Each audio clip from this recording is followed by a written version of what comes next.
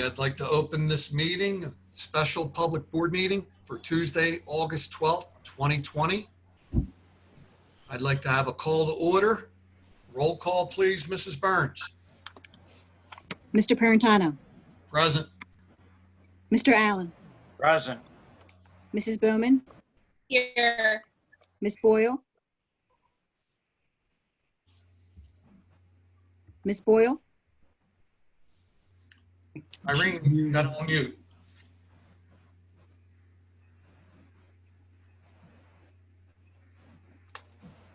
Okay. Yep. Here. Mrs. Hallenbeck. Present. Mr. Kovitz. Here. Mr. Marrington. Here. Mr. Cirillo. Here. Mr. Sullivan. I just got a text from Mr. Sullivan. He lost his connection. Give him a second.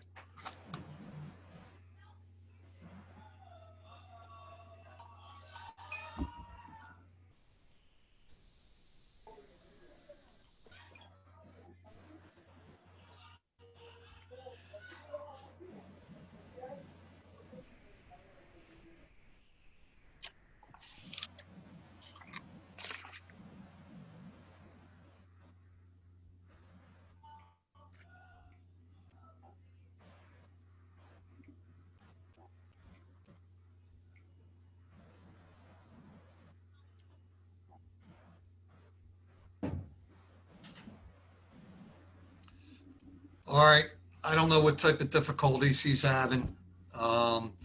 He can join the meeting at the time. We'll announce him when he joins, and we'll move on from there.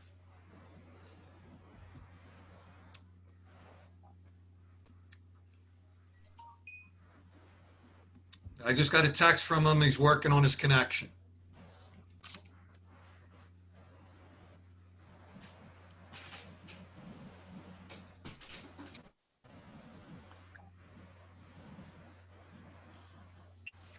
All right, you want to call the Pledge of Allegiance? Everyone, please.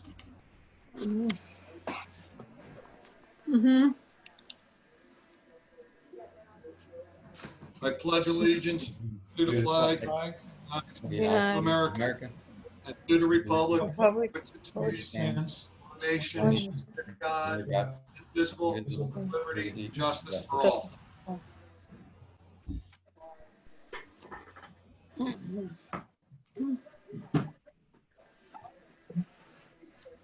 Alrighty.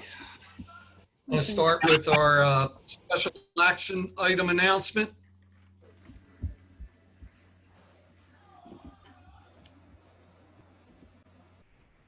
Chris, mute everyone, please. Thank you.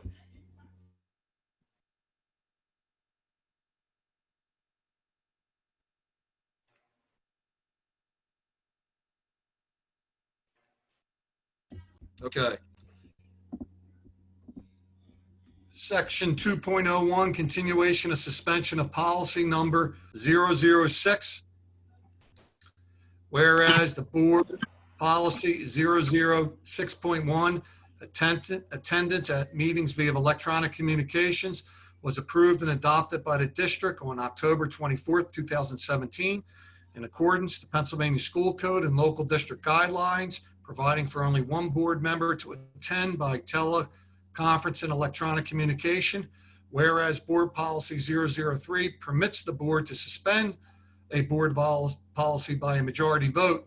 Now therefore be it resolved that in accordance with board policy 003, the Neshaminy Board of School Directors hereby approves the temporary suspension of policy 006.1 until the next meeting, so as to remove the maximum number of board members permitted to participate in a board meeting via electronic communications teleconferencing and count it towards a quorum, and to remove the requirement that the quorum be physically present. A motion's been made. May I have a second? Second. A second by Mr. Allen. This is a roll call vote. Are there any comments, questions, or concerns before we proceed? Hearing none. Mrs. Burns, could you please call the roll? Yes. Mr. Allen? Present. Not present, yes or no? Yes. Mrs. Bowman? Yes. Ms. Boyle? Yes. Mrs. Hallenbeck? Yes. Mr. Kovitz? Yes. Mr. Marrington?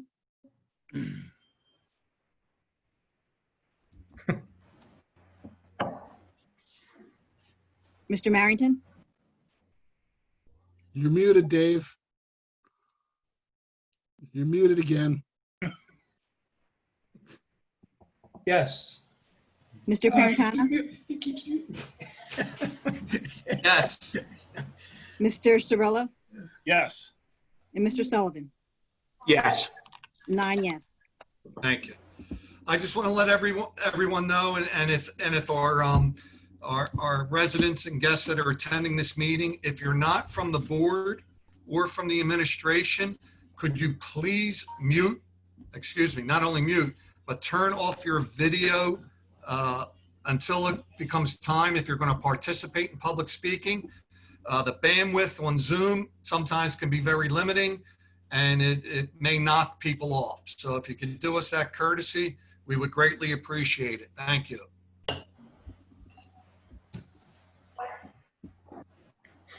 All righty, moving to our executive statement 3.01. An executive session of the board was held on the evening of Friday, August 7th, 2020. The executive session involved the health and safety reopening plan in relation to COVID-19, as is permitted under the Pennsylvania Sunshine Law, allowing executive sessions for the purposes of emergency preparedness and public safety. Mrs. Burns, are there any announcements? No announcements.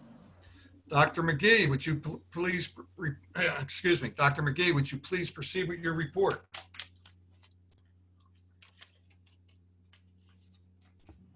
Chris, can you give me power to share my screen, please? Yes, I can. Hold on one second.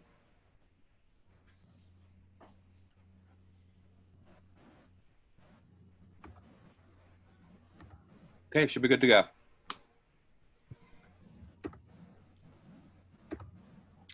Okay.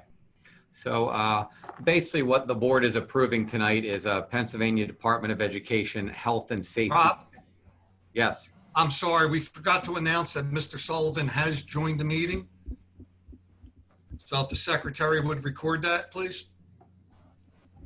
Yes. Thank you. Go ahead, Rob. I'm sorry. So what we're here to do tonight is to approve the health and safety plan for the reopening of schools. The community, the board saw the plan in July at the July meeting. It is on the screen now, available on the website via my emails, via board docs. The document is the same as it was in July with as far as the health and safety plan, cleaning procedures, all those other details. I will spare you the review again. The difference is simply the plan to reopen the schools, which is this particular piece of text here, which I'll go into more depth in a moment. So the actual document being approved is up in board docs and is identical to the previous document, with the exception of this add-on defining what plan we're going to be in at what point, conditions permitting. So if I move to the PowerPoint explaining this, I'm going to, most of you have seen this already. I will go through it again. This is our third attempt at a reopening plan.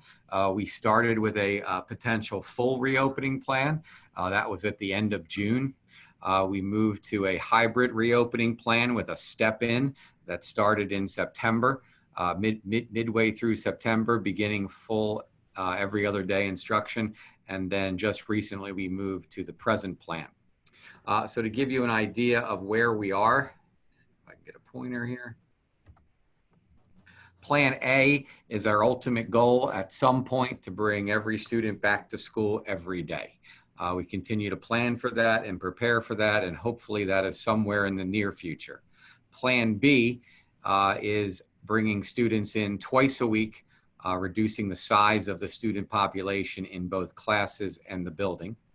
Plan C not coming back to school, but learning online via Canvas, both as a combination of synchronous and asynchronous learning. And there's a Plan D, probably should be totally separate. Plan D is an option when Plan B or Plan A are realized. Plan D is for parents to continue to choose to have their children learn from home online. So I'll explain how all they fit together as I move on here. And apparently I'm not going to move on here. So the difference between Plan A and Plan B is basically 3 feet of distancing. I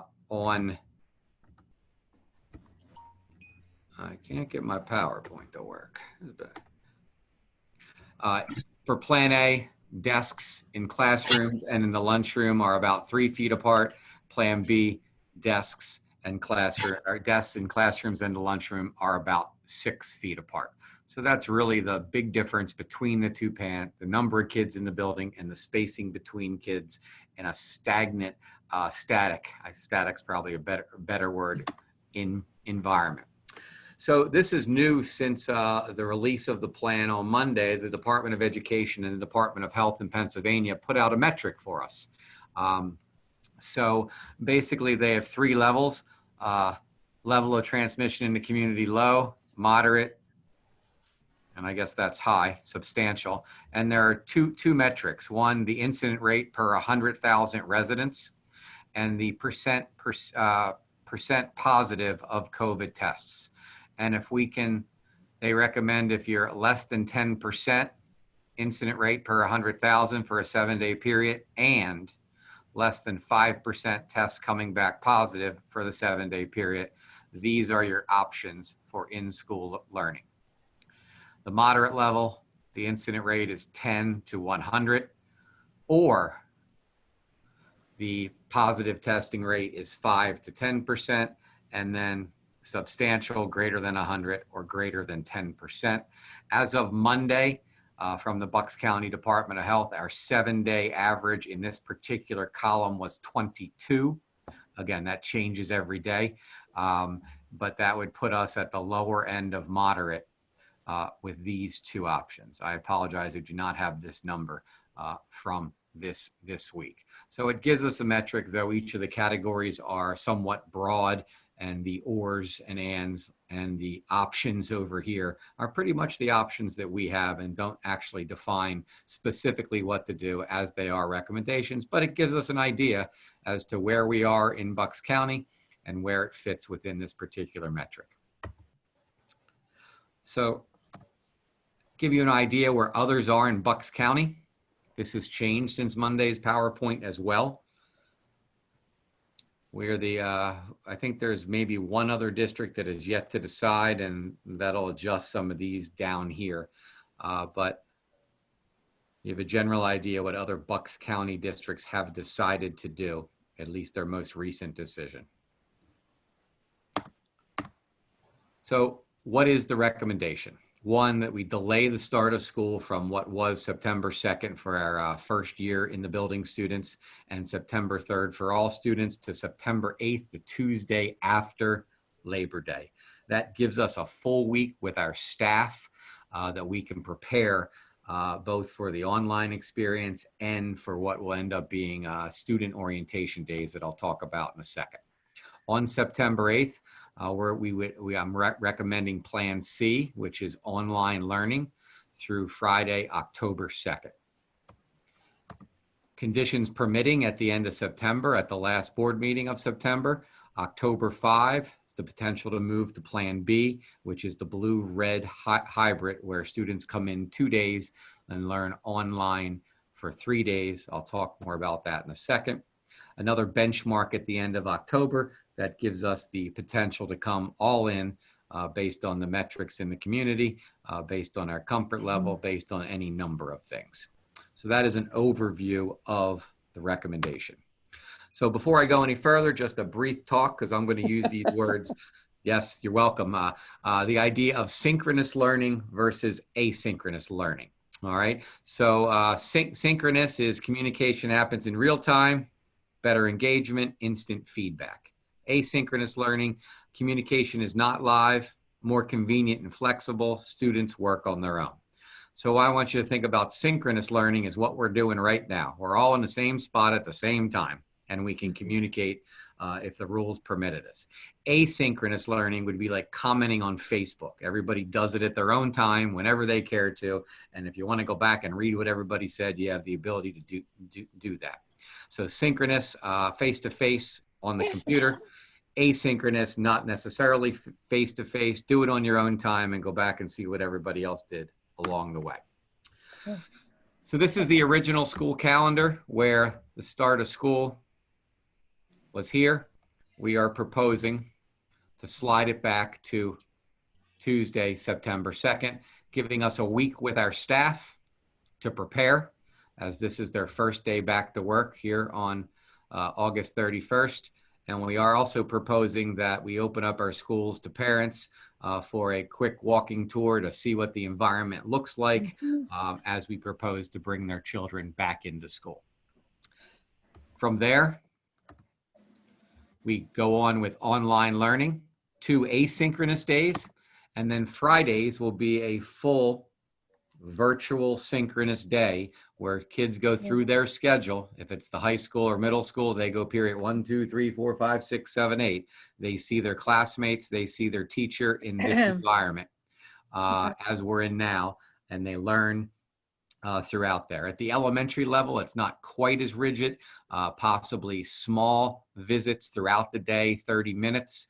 Multiple times a day where they'll see all their classmates and their teacher. And then in between that are some personal visits from their teacher to small groups to do what our elementary school teachers do best, one-on-one and in small groups. That pattern continues through September with asynchronous days, then the Friday synchronous day. Same thing. Finally getting us to the end of October. So that is essentially our learning plan for October. At the end of the month, the 29th board meeting, actually, I don't think that's the 29th. I think that's the 22nd. That's in the wrong spot. On the 22nd board meeting, the board will decide whether October 5th is time to bring us back to school in the AB model. In addition to that, in September, beginning on September 14th, we're going to let parents send their students to their children to school if they wish to test the waters, to see how it is, to see how they are. And we're going to do it with very small groups. So the blue part of kindergarten 5 and 9, that's 1 grade per building, half the grade will come to school. It's a very small group. They'll be able to ride the bus, learn the new entry procedures, learn the new breakfast procedures, go into their classroom, meet half of their class spread out at approximately 6 feet. They'll learn the new lunch procedures, the bathroom procedures, all those procedures, how to exit the building, and then ride the bus home if their parents choose.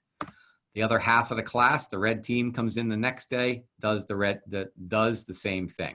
So as we're doing this, picture not just those teachers being involved, but we have our entire staff of that building able to assist. So multiple teachers can be in the classroom, assisting those teachers in the hallways, making sure that we really get everything right and students are clear on the procedures as we teach it in small pieces to small groups along the way.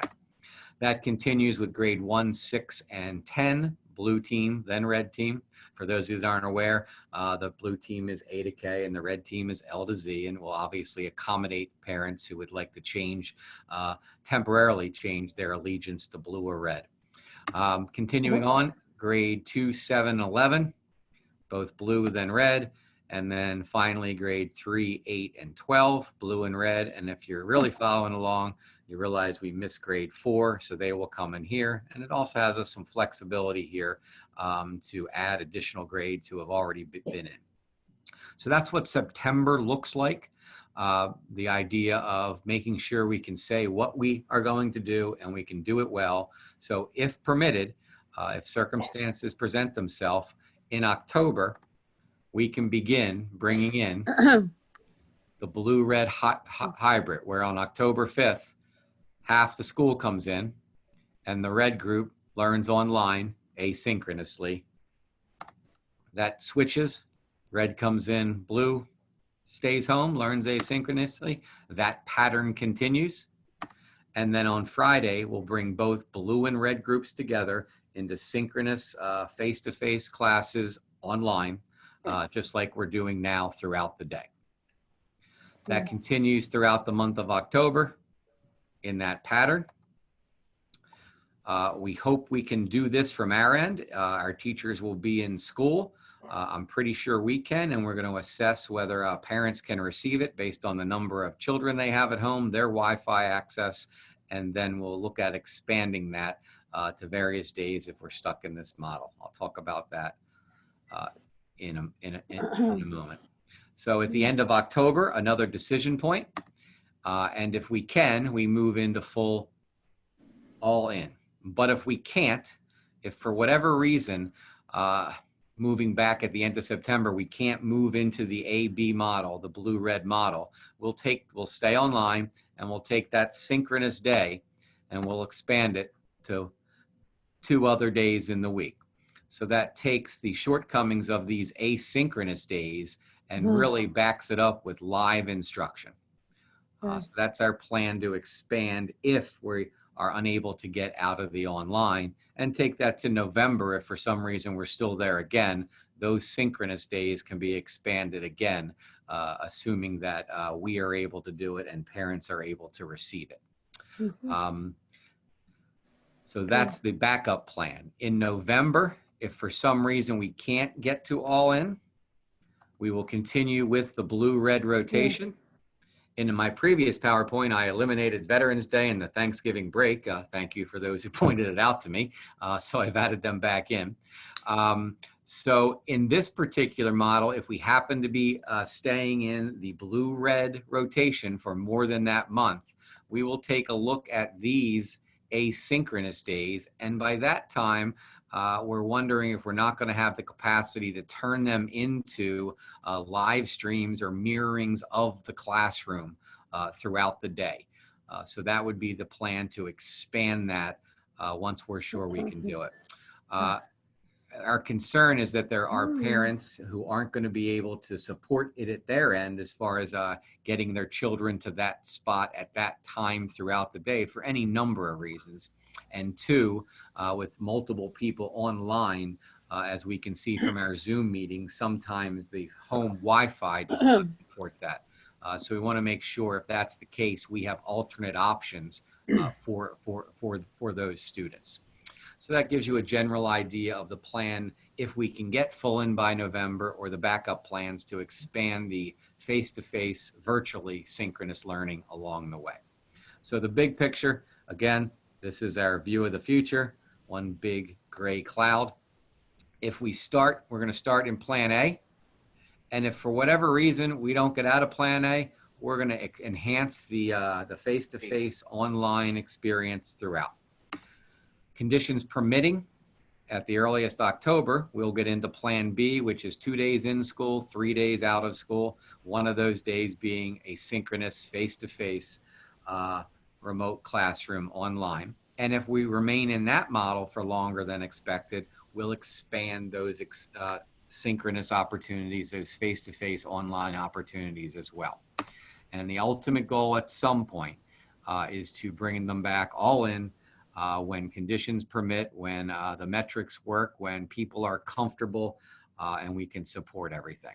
So that's the ultimate goal. Think of it as the tryability. We're going to try some things in September to allow people to come in, feel comfortable. We're going to expand it, try it half full. Again, gain comfort, making sure we can do what we say we can do. And then at some point, bring them all in based on circumstances at that particular time. Big picture things. We owe you a bus opt-out form. That'll come out Friday, where parents who are willing to transport their child to and from school, we could appreciate the heads up on that, and we'll be able to reroute our buses so others are just 2 to a seat. Plan D, which is if we get to Plan B and Plan A, parents may choose the homegrown Neshaminy solution to opt out until a time that they're comfortable. Plan D has delayed until such a time that we move to Plan B. So we'll continue to cook Plan D, and somewhere in September, we'll begin to solicit parents' feelings for whether they want to do that. It also will continue if the parent's comfortable going to Plan B and we move to Plan A all in every day, that option will still be available to parents. So this is the flexible Neshaminy homegrown option that does math, English, science, social studies with the potential to expand to elective areas once we get out of the gate. And it also saves your seat in your particular schedule, in your class with your teachers, if you choose to come back at any given moment. The long-term Plan D option is our Neshaminy School District Virtual Academy. Parents will be getting information on that briefly or shortly, and that we're asking for a long-term, year-long commitment to that, so we can set you up with that and purchase that package for you. And that gives you a full set of course offerings for the entire year, but remain a Neshaminy student to have all Neshaminy services. So that's kind of the big picture of how I and the cabinet believe we can move us into, at some point, full instruction, conditions permitting, and if not full instruction, the every other day instruction with significantly more synchronous face-to-face computer enhancement, unlike the spring. So that's the presentation.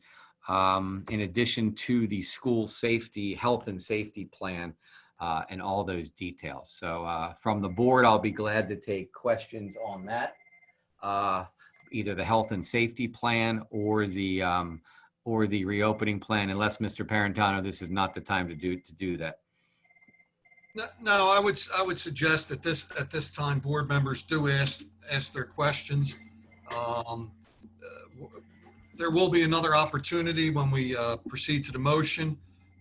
But if any board members are unclear about our previous presentation as well as tonight's presentation, this would be a good time to voice that concern. So anyone that wishes to, please unmute your mic and go right ahead. Yeah, I had a question for Doc. So I know you showed the data from the county showing incidence rate per 100,000 and then positivity rate. How does that currently tie into our, I guess I'm unclear as to how that ties into our current plan. Are we going to use those numbers as an indicator as to which plan we move to on, say, after tonight? Is that going to be part of our October 5th decision making?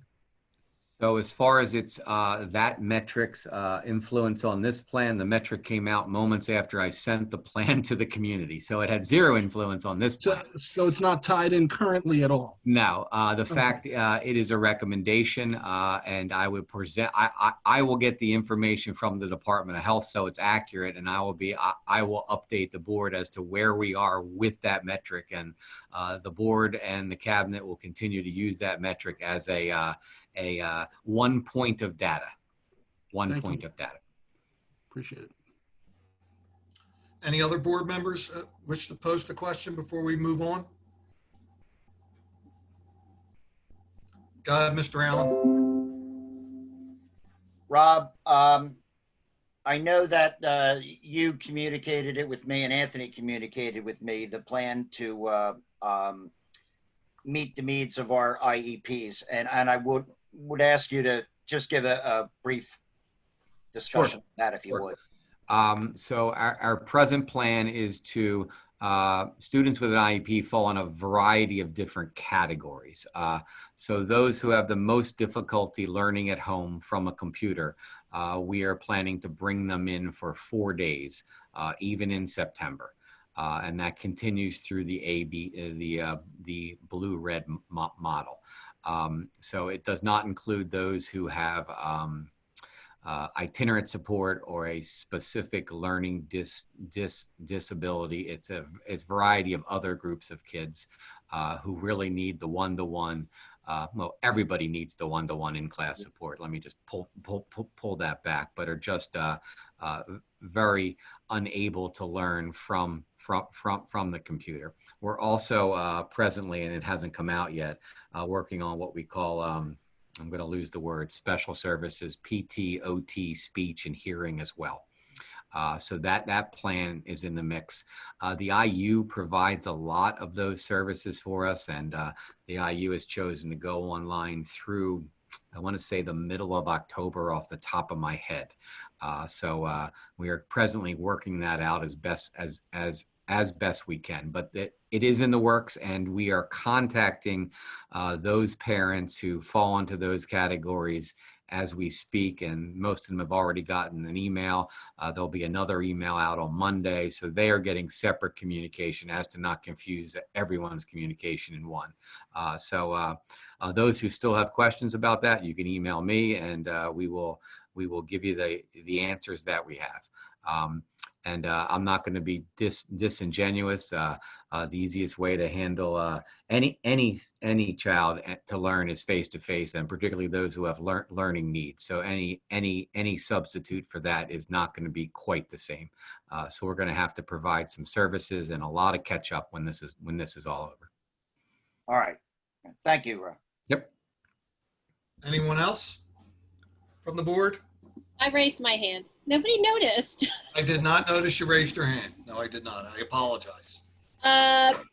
You may have mentioned this, but just briefly, can you explain, Dr. McGee, what our teachers are doing while our kids are doing the at-home virtual learning?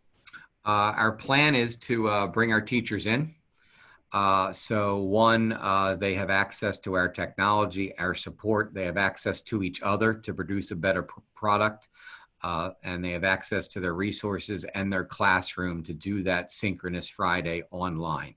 In addition, in September, the whole idea of bringing half a grade in, if you picture half a grade at Neshaminy High School is about 300 kids. So you might take the whole staff, or at least a significant part of that staff, to help make sure that those kids do the right thing and we teach the right thing. So think of it as an all-in thing when we bring those small groups of kids. In addition, there's a whole bunch to learn. There are now, since we've been in this for now 7 months, there's actually some best practices on how to teach online, both asynchronously and synchronously. So Mrs. Burkhalter and the C&I team have a series of painless professional development activities to help teach them and experience that. So throughout that month of September, it'll be a learning experience both for the teachers, for the students, and we hope to get the entire staff in to actually build the confidence, build the team that says we are ready to do this in October. And one last question, I promise. That's okay. What are the expectations of our students? I know in the spring we were pretty lax in the grading and cutting kids a break because we didn't want to penalize anybody for that learning curve in this spring. Can you just briefly go over what the expectation of the student is? Sure. This is hot off. This is the first time it's been disclosed. So basically the online learning experience this time will have grading, we'll have some accountability. I would say attendance, but can you force them to be there at that time? I don't want to disadvantage anyone, but there is the expectation that you'll be there. They will have a grade when they're done the online experience that when we go back to school, we'll transfer to back to school in class. If we unfortunately stay out the whole marking period, that grade will become their first marking period grade. I would expect to see more assessments. I think the expectation is going to be higher. You're right. The spring was, we need to get this going, and the world was a bit of a mess, and we're still a bit of a mess, but at least we can, at least we have a general idea. So the expectations will be a little bit higher. I think our teachers are ready for it. I think our teachers want it.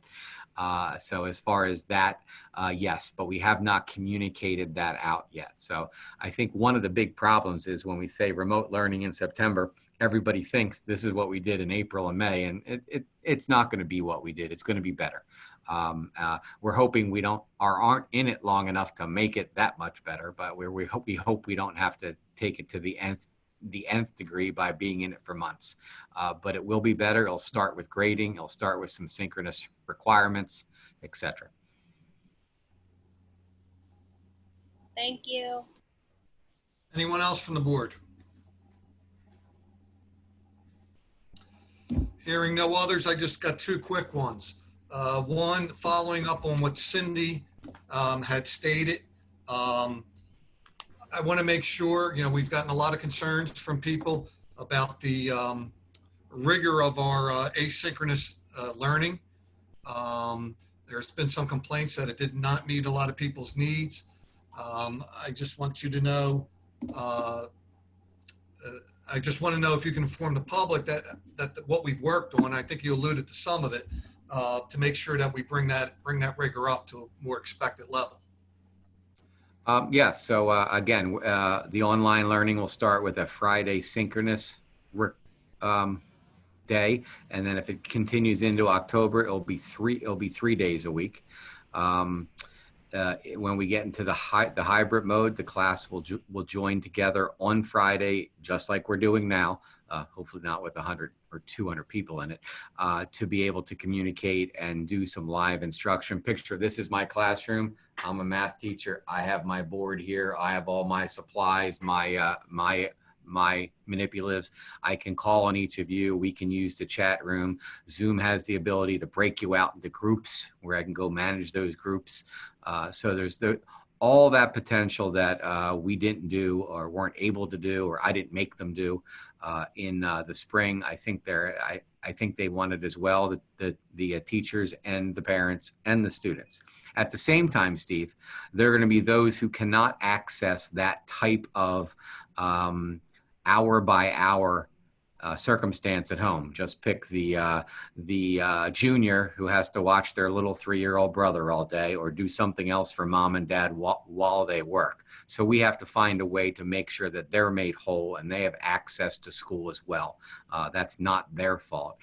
So our initial thinking is somehow we record what we do in those synchronous sessions and drop it into Canvas so they can access it later.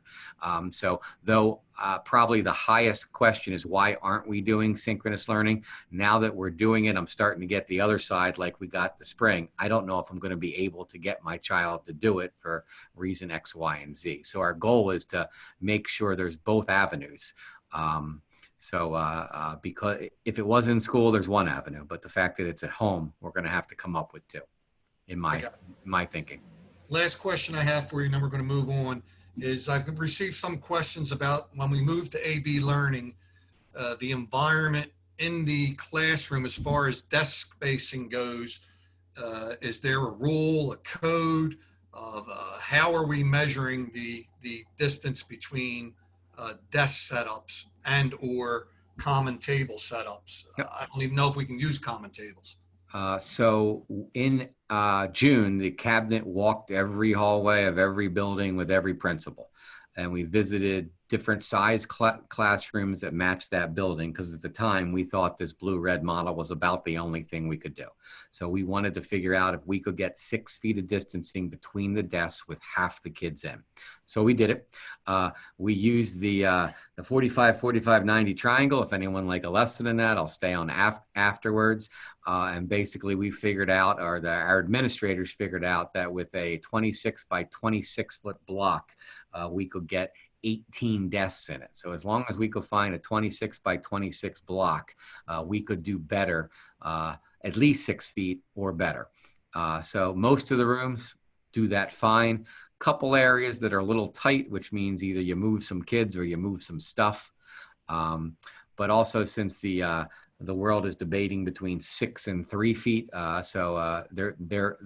the goal was 6, and when we did it in June, we were at 6. Maybe a couple of exceptions that we hadn't solved yet because we moved on to another plan. In the cafeterias, basically at the elementary level, they're going to stay in the classroom. because that's already set up for that appropriate level. At the middle schools, each middle school had a different configuration. Sandburg was using the entire cafeteria because Schweitzer wasn't going to be there. Somehow Pequessing got all the kids in the cafeteria. And in fact, Pequessing's set up already. I saw a picture of this. There's individual student desks in the cafeteria already, all facing the same way, ready for that. It doesn't look like the cafeteria. That's a lot of fun, but it is a cafeteria. And then Maple Point's using the cafeteria and the quads, if you're familiar with Maple Point, with the ivy in them, to expand that area. Neshaminy High School is going to use the cafeteria, if you're familiar with the high school, the snack stand area, and half of Gym 3 to be able to spread kids out. And the phys ed classes will have to use the other half when the weather's not permitting. As far as desks, Steve, and tables, we have ordered 1,200 elementary desks to replace our tables, because the tables cause us to have kids facing each other, which isn't the best idea.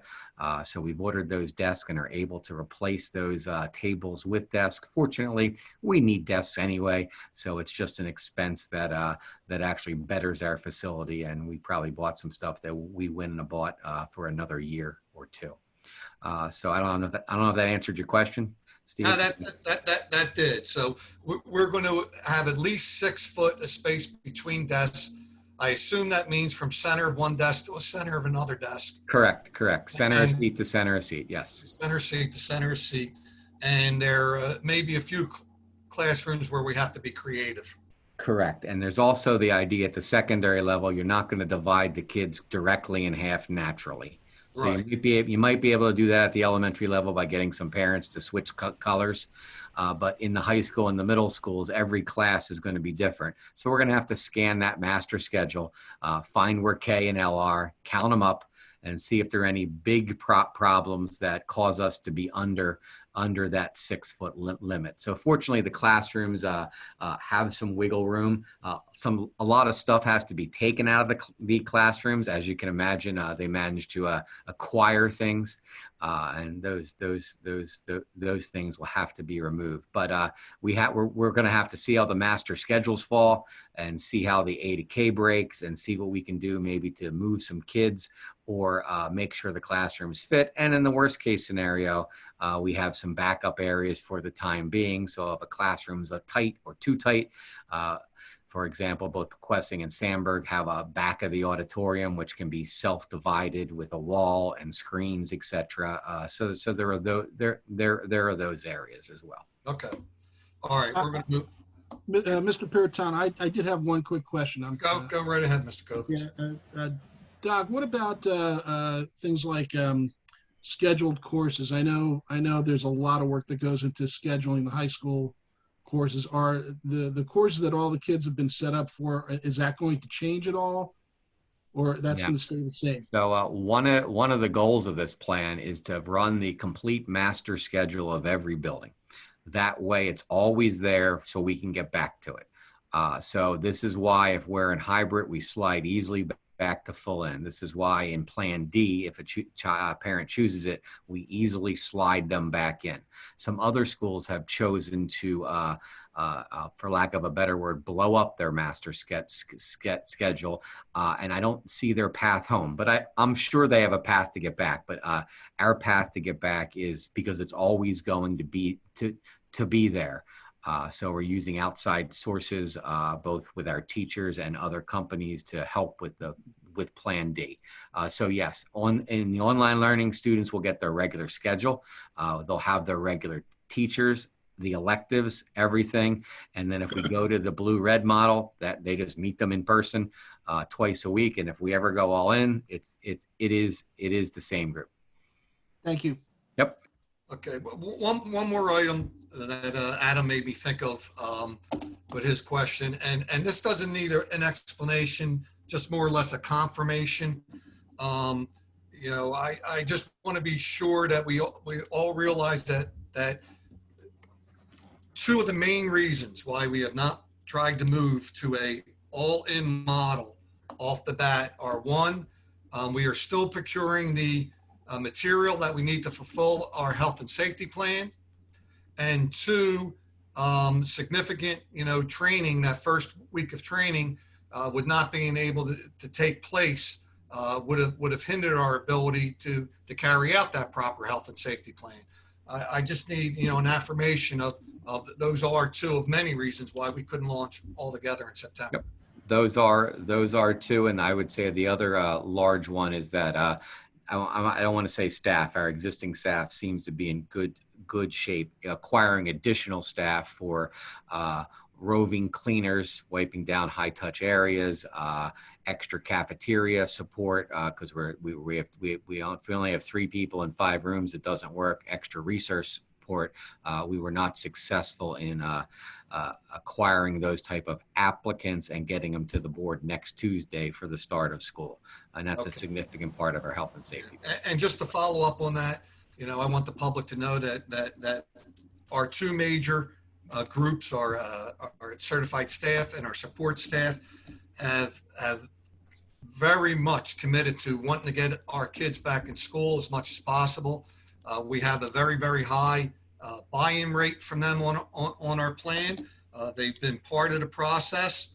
They're going to help us get there as with this is an all Neshaminy in. We're all in the same boat together. And the ultimate goal is to get our children back into a classroom in front of a teacher, but in a proper and safe environment for not only our students, but our staff as well. And we do appreciate the way that our staff has been working hand in hand with us to achieve that goal. So in stating such, we're going to move on to the public comment period. Before we enter public comment, a few statements I need to make. Number one, unfortunately, we do have 2 board members that are in areas that have limited bandwidth capability and limited access to hotspots. So it is possible that we may lose 2 board members before we get to the vote, a portion of this meeting. That's due not to their fault, but unfortunately, one of the reasons why we had to call for a virtual meeting was I felt it was necessary for us to get in front of the public as quickly as we could once we had a designated plan that we could bring to the public before the 18th. And 2, the fact that, 3 of us are, I myself am away on vacation. We have 2 other members that are away from remote spots and doing our best to participate. Otherwise, this would have been an in-person meeting at the Maple Point Auditorium, as the 18th would be. And stating such, normally board policy provides for 1 hour of public comment during the first public comment period. At this time, Mr. Stanley, how many signups do we have? Right now we have 43 signed up. We have 43 signups. 43 signups at 3 minutes apiece would double that normal sign-up period. But we also know that this issue is a very critical issue for everyone to get their comments and concerns in. So I am going to ask the board for a vote to extend time during the comment period. I'm also going to ask the public to how should I say this properly? If your question has been asked and there will be no answers, this will not be a question and answer period. Dr. McGee and the board will address questions at the end of the meeting. If you hear your question being posed, if you can forego your public speaking portion, we would greatly appreciate it. And again, if you feel you still need to, communicate directly through us in the spirit of being as transparent as we can, the board is, going to hear you. So at this particular time, Mr. Tarente, I assume it would be proper for me to make a motion to extend the public participation time beyond the 1 hour time limit. It would be a motion to dispense with board policy, I believe it's 006, to extend the 1 hour time limit on the public comment period at the beginning of the meeting. Okay. I'm going to make a motion to suspend policy 006, time limit 1 hour, in the first public speaking portion. I want to extend that to 2 hours. I'm asking for a second. Second. Second, was that Mr. Allen? Yes. Thank you, Mr. Allen. Any comments, questions, or concerns? Hearing none, this is a roll call vote. Mr. Allen, Yes. Mrs. Bowman, Yes. Ms. Boyle, Irene, you have to unmute there.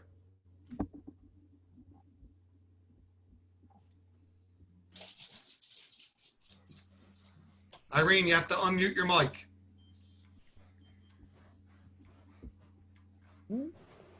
Okay. All right. That's a yes? Yes. No. Okay. that's a no. That's a no. Mrs. Hallenbeck,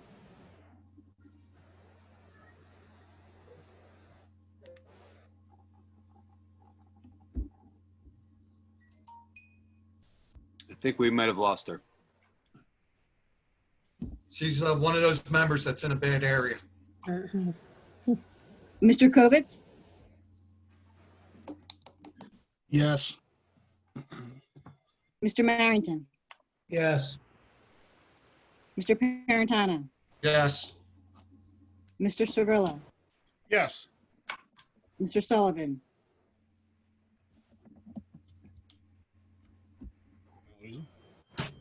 Did we lose Marty too?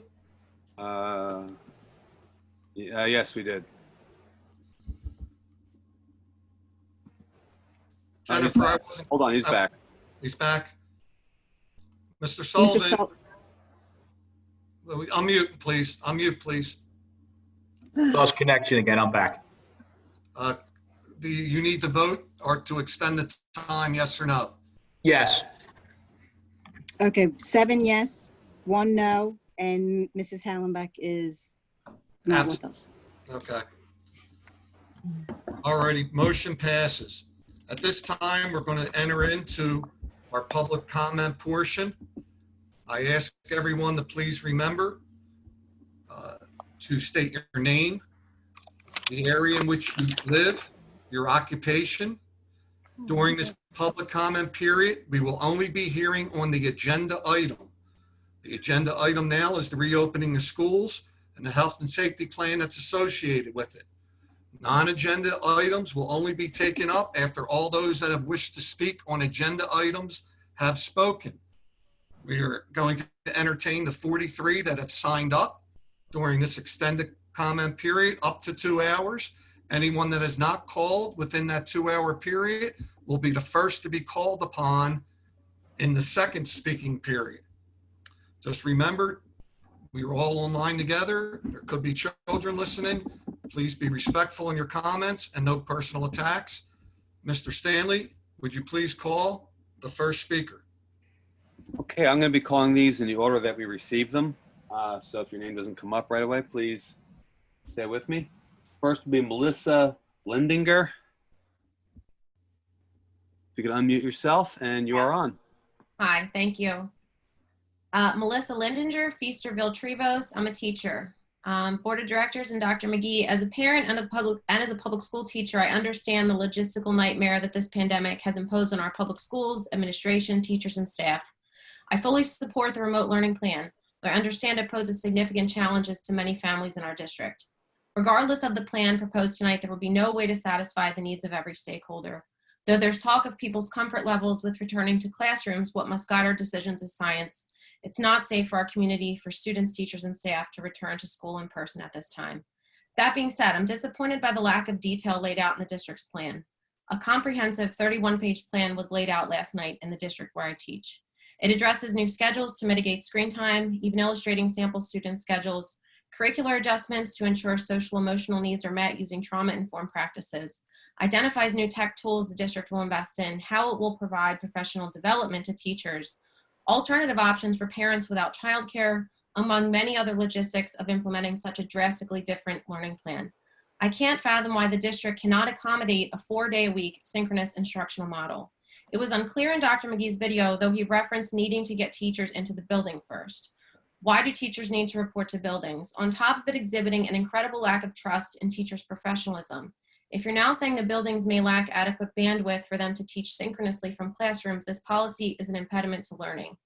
Parents' biggest concern in the spring was lack of teacher-student interaction and the impersonal nature of assigning work through Canvas, and we're repeating the same error in the fall. Students and parents need a structured, predictable learning schedule and regular communication between teachers and parents. Teachers need expanded professional development built into their schedules and increased collaboration time to best meet the needs of their students. The first month of school is a critical period for the development of teacher-student rapport, and most of our children will be synchronous with their teachers 5 or 6 times in September. The current plan seems to ignore parent feedback from the end of last school year. In addition, transitioning to a hybrid model, which includes live streaming from classrooms to home, is in no way an enhancement like the plan states. On top of being a logistical nightmare for teachers, asking them to teach a group in class and a group at home simultaneously, it is perhaps the least imaginative way to teach students at home on a hybrid model. Flipped classroom and blended learning models have been used by districts for years and will allow teachers to use best practices to educate their students in person, while also providing instruction to them while they're home on asynchronous days. Other questions include how will attendance be taken? Will traditional grading models return? I'm even still unclear on that now. How will the district provide special education services, gifted services, and services to English learners? How will it provide social emotional support and counseling services in a virtual environment? The plan has no clear guidance on this. I hope more details will be forthcoming and the district will find a way to implement more synchronous learning in September. A more robust plan would also put many parents' minds at ease. Thank you. Thank you, Mrs. Lindiger. Next caller, please. And I forgot to mention to everyone, we are observing a strict 3-minute time limit. So please, trying to get your comments in within those 3 minutes. Thank you. Go ahead, Mr. Stanley. Our next speaker is Michael Schumacher. Hi, my name is Michael Schumacher. I'm a geologist in Levittown, and my daughter is going into 5th grade this year. I'd like to thank Dr. McGee and all district staff that have put in countless hours working on a school reopening plan, especially the 3+ hours he spent last night answering questions on Zoom. While there are people that are pushing to get students back in buildings, we as a community are not ready for that. As long as there are incidents like the one at Sesame Place where a 17-year-old gets violently attacked by adults for just doing his job by asking them to put masks on, we as a community are not ready. And before you say, but they're not locals, don't forget about the incident at Fairless Hills Garden Center last month. This behavior is in our community, but has no place in our schools. The district must have a plan for masks, including disciplinary actions before in-person schooling can be even considered. Teachers must enforce it, just like the dress code. I need to have the confidence that everyone around my child is doing their part in preventing the spread of this disease within our schools. I believe the plan to open, starting with Plan C, is wise and I support it. According to Dr. McGee's video explanation, the reopening does include the Plan D online learning option, even when students go back into the buildings. This is an important part of the reopening and must be included in the text of the reopening plan and or the board's motion. If I had to find some aspect of the plan to criticize, I'd pick the monthly reevaluation. By reevaluating each month, the teachers will still have the big question mark each month as to how they will be teaching the following month.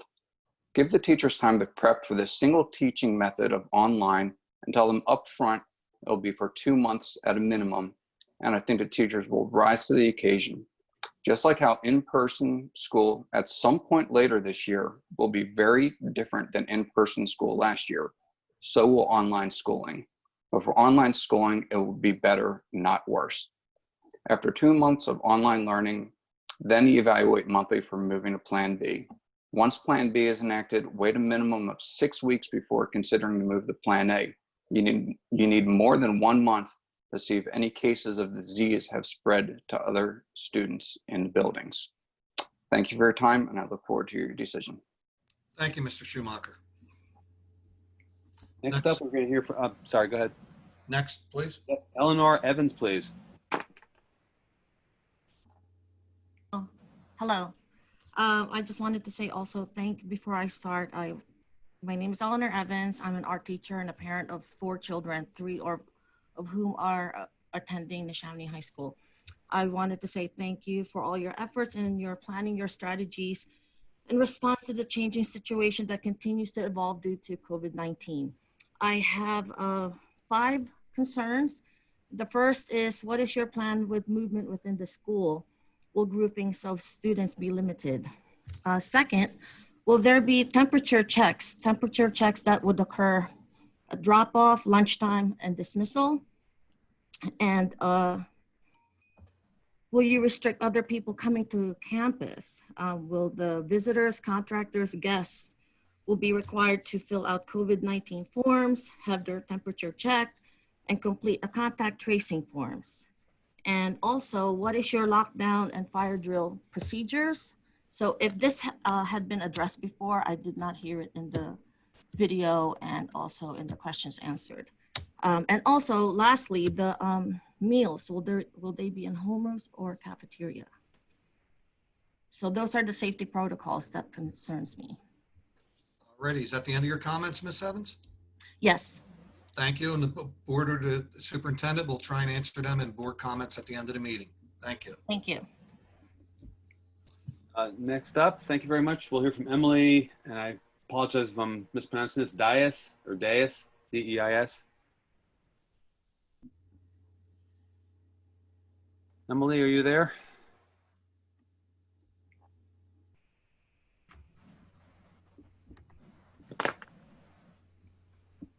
Okay, I'm going to move on, Mr. Piritanos. I don't believe she is with us. Next one will be Mary Wirtz.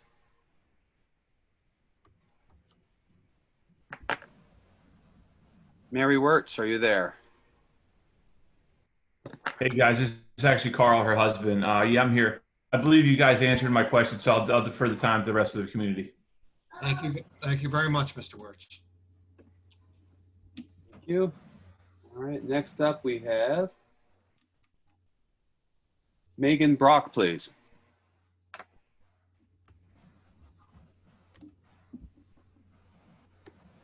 For Megan Brock.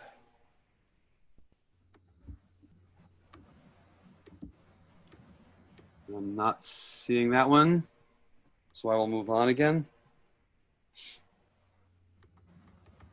Nicole Burns. Nicole Burns. Hi, my name's Nicole. I'm a nurse, and I have a son who's going to be starting kindergarten this year. I just wanted to know, just with everything starting online, what would be kind of a rollout plan for getting him technology and set up, and would there be like a parent orientation for all of that information to be able, so I would be able to assist him with online learning? Thank you very much for all the support and communication so far. Thank you, Mrs. Burns, and we'll make sure that Dr. McGee addresses that at the end of the meeting during comments. Next up will be Stacy Washington, please.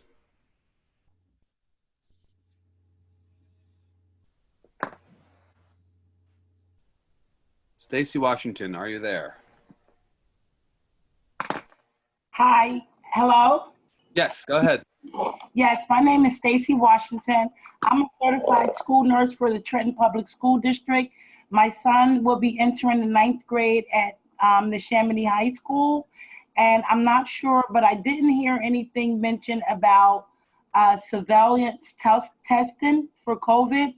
Would like the kids be and the staff be tested prior to starting school? Because as I've been listening to, you know, all of the scientific information that's been said by the doctors, that in order for school to successfully stay open, it needs to have robust testing, at least contact testing and contact tracing. And I haven't really heard of any mention of that. Maybe it was and I just haven't seen it, but I would like to know about the testing.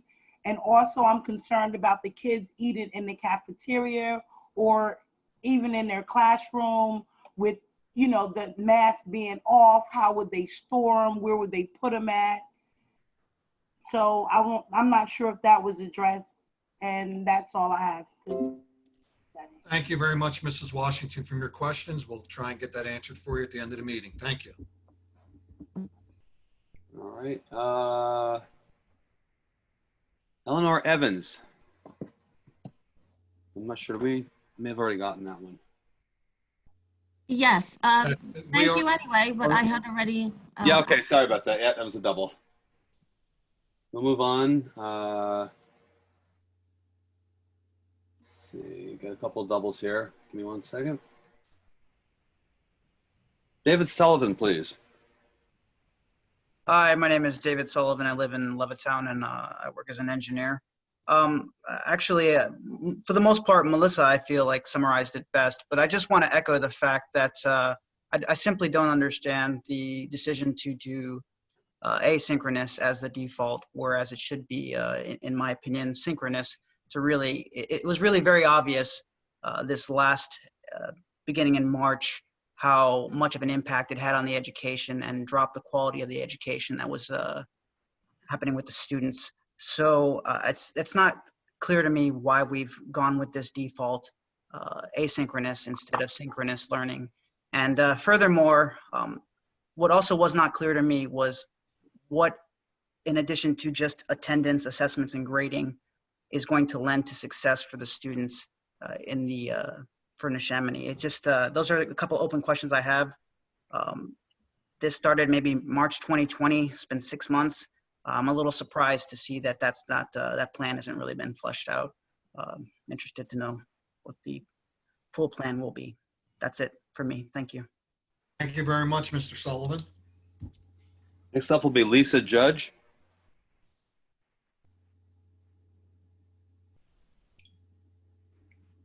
Lisa Judge, are you there?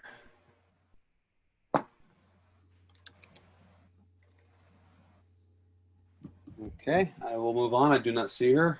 Teresa Weiser will be up next. Hi, my name is Teresa Weiser. I live in Langhorne. I'm an engineer. Thank you for all the work you're doing and the clarification thus far and for having this meeting today. I have a couple questions. Can you clarify in the future meetings or correspondences as is new if the state metrics Dr. McGee went over and the Rev 3 plan are in agreement, will the plan proceed? What surprises could prevent it? Can a tracker or link be put somewhere obvious that shows these metrics so that parents can know where we stand and can try to make a best guess at what the next few weeks will hold? I might have missed this one, but I didn't see many details about what happens if there's a presumptive or positive case in the schools. One case in a school district properly managed should not shut down the entire district or the specific school, but I really haven't seen anything that gives me warm fuzzies on that. And then the last thing, essential workers risk their health to keep our community functioning during the lockdown. I believe they should be given priority to have an option to send their students to in-person learning, especially if things go sideways in October. That's about it for me. Thank you very much for your comments and questions, Mrs. Weisner. We'll try and get some answers to you at the end of the meeting. All right, thank you very much. Next up is Chris Coranto.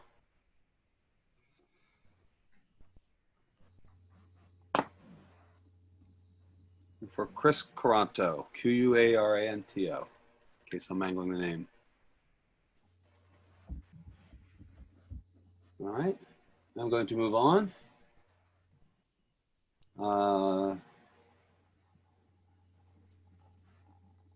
Valerie Vissam.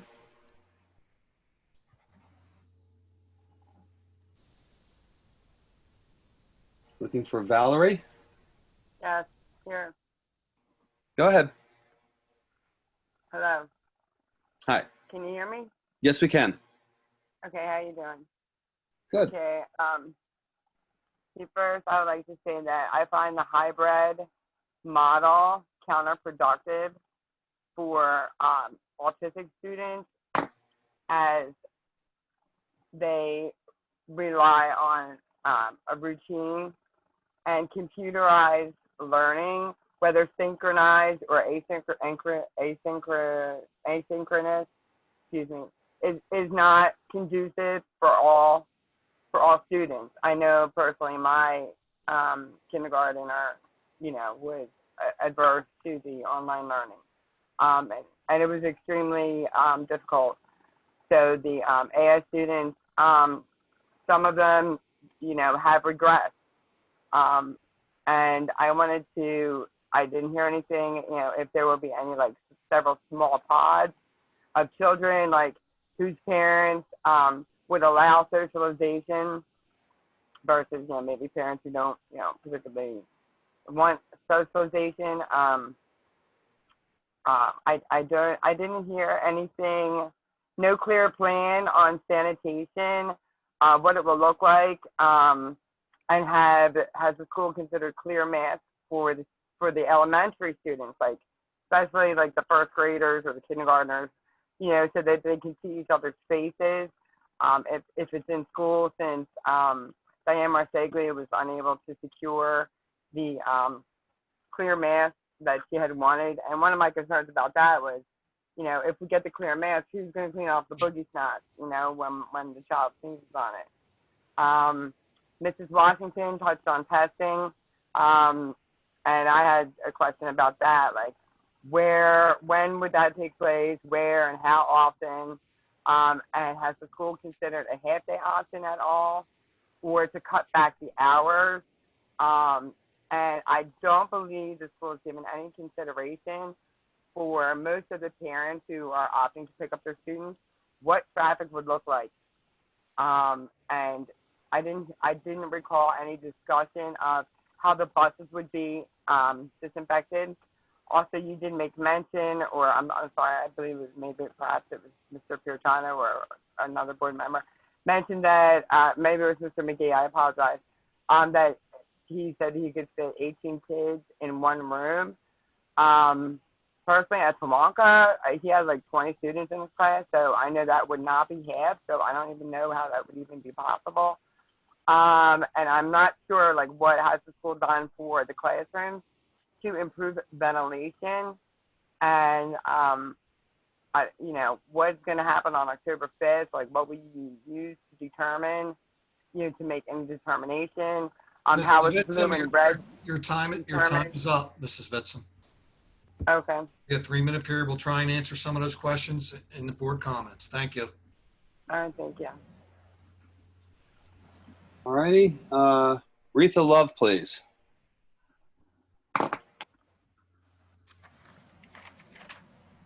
Hi, can you hear me? Yes, we can. Hi. I just have a question. I want to know, my question is, how many cases, like when the schools do start opening back up, if there's cases that's starting to come up in the Neshaminy district, how many cases would it take for, I guess, to go close back or whatever? And what will y'all do for people whose kids are coming home positive and they have parents or guardians that has underlying issues and stuff like that? I want to know what would y'all suggest? As well as with the buses, I haven't heard anything about how they're going to have the buses sanitized in between each run, because I know some of the buses picking up elementaries, picking up middle, picking up high school, when or how they're going to have time to sanitize the buses in between runs. That was my concern. Thank you. Thank you very much for those comments. We'll try and get you some answers by the end of the meeting. Thank you. You're welcome. All right. Next up, we have Bill Abate. Bill, are you there? Yes, I am. Thank you. My name is Bill Abbott. I live in Langhorne. My profession is do corporate risk and safety management for a company. And my daughter, I have 2 daughters, one who's still at school age, who will be entering 10th grade. My concern is this. So my daughter that's going in 10th grade has an IEP, and that's for itinerant learning support and itinerant autistic support. The end of marking period number 3 and marking period number 4 were extremely stressful on me. I know I had to take time off from the job, reduced pay, to assist in her learning needs. She has a very functioning IEP. And my concern is this, that because there's going to be a grading component to this with the online format, how does that really work for kids that have an IEP that have a lot of SDIs built in there about how, number one, their classes are co-taught or learning support in there with the regular teacher. They have specific instructional or directional delivery, SDIs, extended test time, small group testing, I understand might not be applicable in a home setting, of course, but a retesting provision or a modified test format, things of that nature that all go into, really don't work if her, for example, my daughter, is just given the same type of testing format that's rolled out to everybody, and multi-modality instructional design. How's that really look? Again, how do we really, I understand why we can't really be maybe compliant with an IEP in this setting, and I understand the times, but if all of a sudden we're going to go into a grading and the expectations are these kids are going to be performing at a satisfactory level, what I found last year is she could, but I became like the co-teacher at home. So I got a big concern as it relates to that. I realize the specifics might be able to be handled or should be able to be handled in the IEP meeting. Are we to reach out to our case managers and look to set that up now if we normally to have an IEP meeting right in the beginning of the year, if that's part of our IEP? So again, I speak from years of experience as a single parent of a special needs kid, and I know how important communication, constant communication with the staff is. So my concerns are that we roll into the year and all this burden, or majority of it, falls on me as a parent and my child, and the IEP provisions are just not really understood because we're not getting in front to have the communication with the teachers. So those are some of my concerns. They really, my question to come out of it is, will there be grading considerations when they know, when the school knows they are not complying with the IEP fully, and yet, Mr. Abbott, your time's exceeded. I got the gist of your question. Got it. It's very specific, and you got a lot of direct questions in there.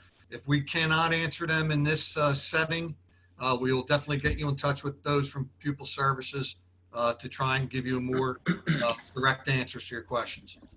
Thank you. Thank you for participating. Thank you. Next up is Roger Nimechek.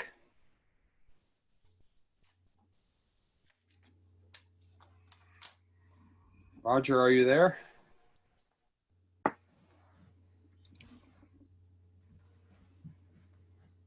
right, I'm going to move on. I'm not seeing him on our list.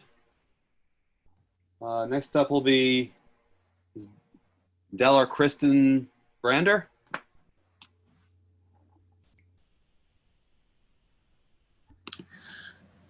Hi, I'm here. Hello? Yep, go ahead. You're on. Hi, yeah. I'm Kristen Brander from Langhorne. My son is going into kindergarten, and I just wanted to know, I mean, we're setting these children up, and, I really appreciate everything that you guys have been doing to keep us posted on everything that's going on. I think my biggest concern as a parent, my first son coming into Neshaminy, is that we don't really have a plan. There's about 5 weeks until things are kind of getting kicked and started online, which is great, but I have no clue how to set him up for success. We don't know who our teacher is. We don't know what kind of list we need for supplies as far as what he needs to be set up for success with this online learning, or as a hybrid that we're planning on going into.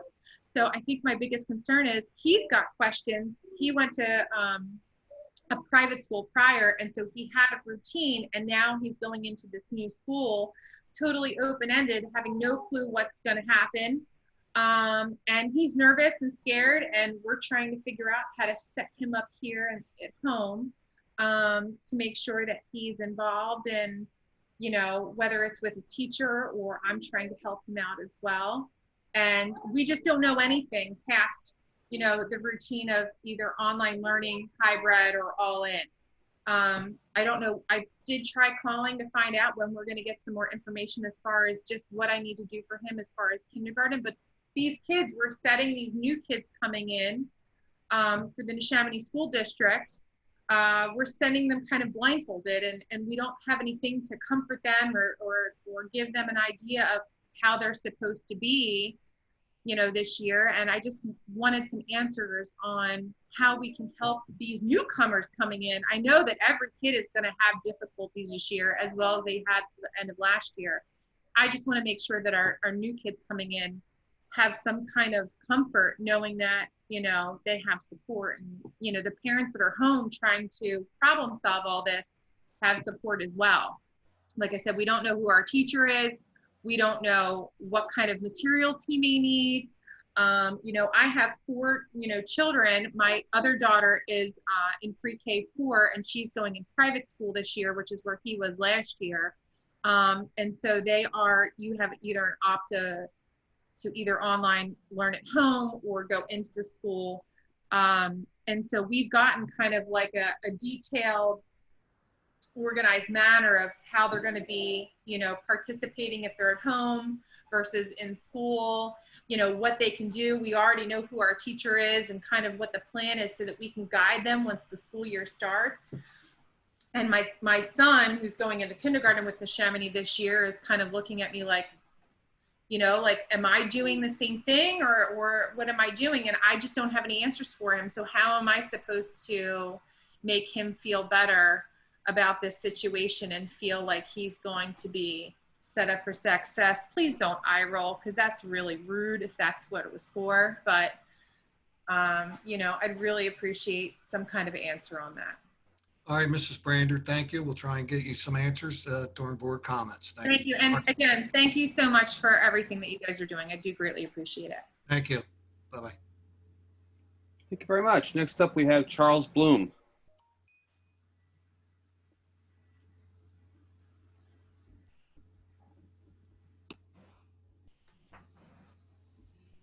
Charles, are you there?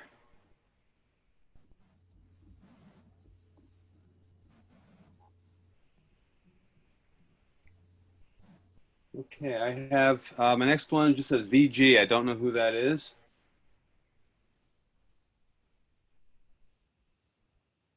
Anybody wants to claim that one? If not, I'm going to move on. All right. Omar Shakur, please.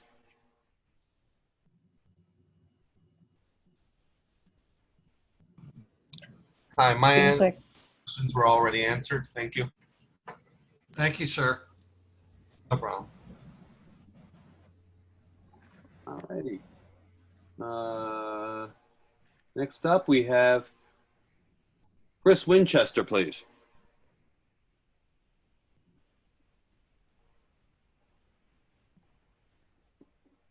Chris, are you there?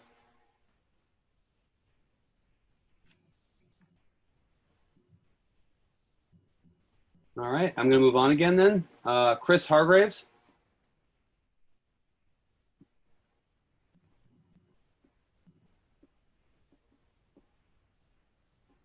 Chris Hargraves, are you there?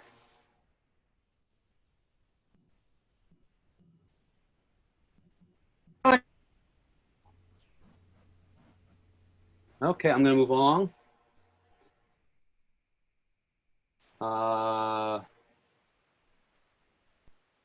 Zainab Omar.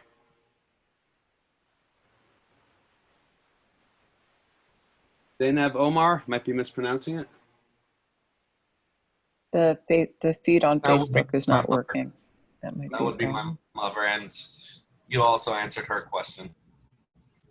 Okay, thank you. No problem. Danielle Moscow. Danielle Moscow.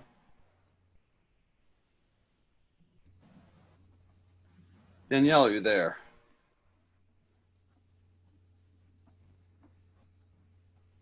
All right, I'm going to move on again. Devon Williams. Seems like the live stream stopped working, All right, I'll check on that. at least on Facebook.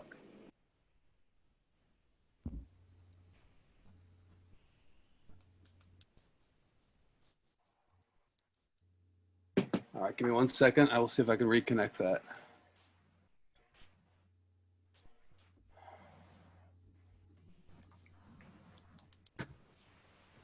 According to this, it's still going.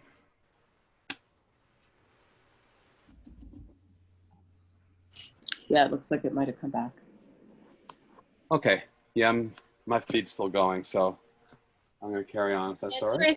Chris, the Facebook feed is working fine. Okay, good. Thank you. I'll just call for Devon Williams one more time.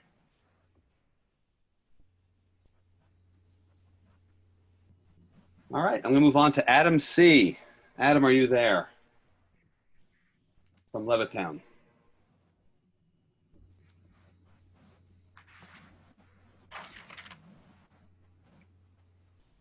Okay.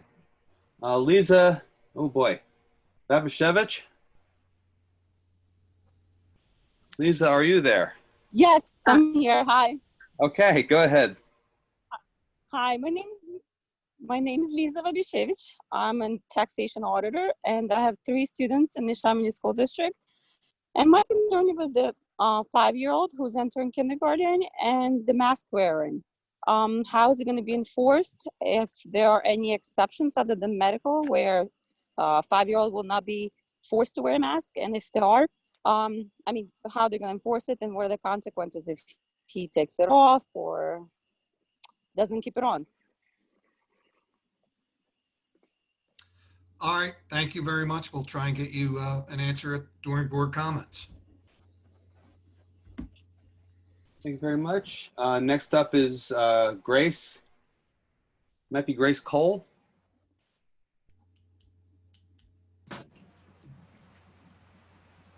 Grace, are you there?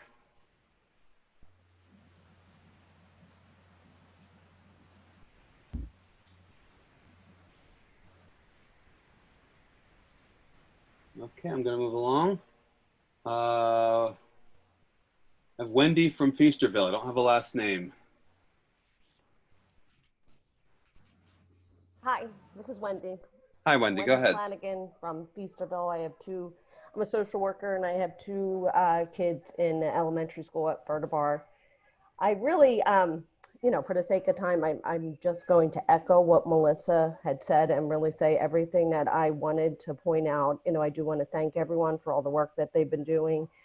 I do think Melissa highlighted all the areas of concerns that I have. So just to kind of echo that is really, and the other thing that I want to just point out is I do think that the timeline is unrealistic. I think that starting remote is the safest thing to do right now for our students and our community, but just to think that we could go back hybrid October, I do not think that we have a realistic timeline in place.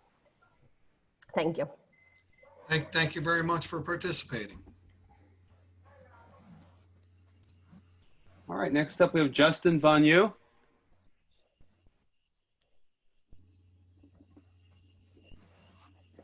Hi, my question has already been asked related to IEPs by Mr. Abbott. Thank you. Thank you, Mr. Von Yu, for participating. Thank you very much. Daler Abdumidov. Daler, are you there?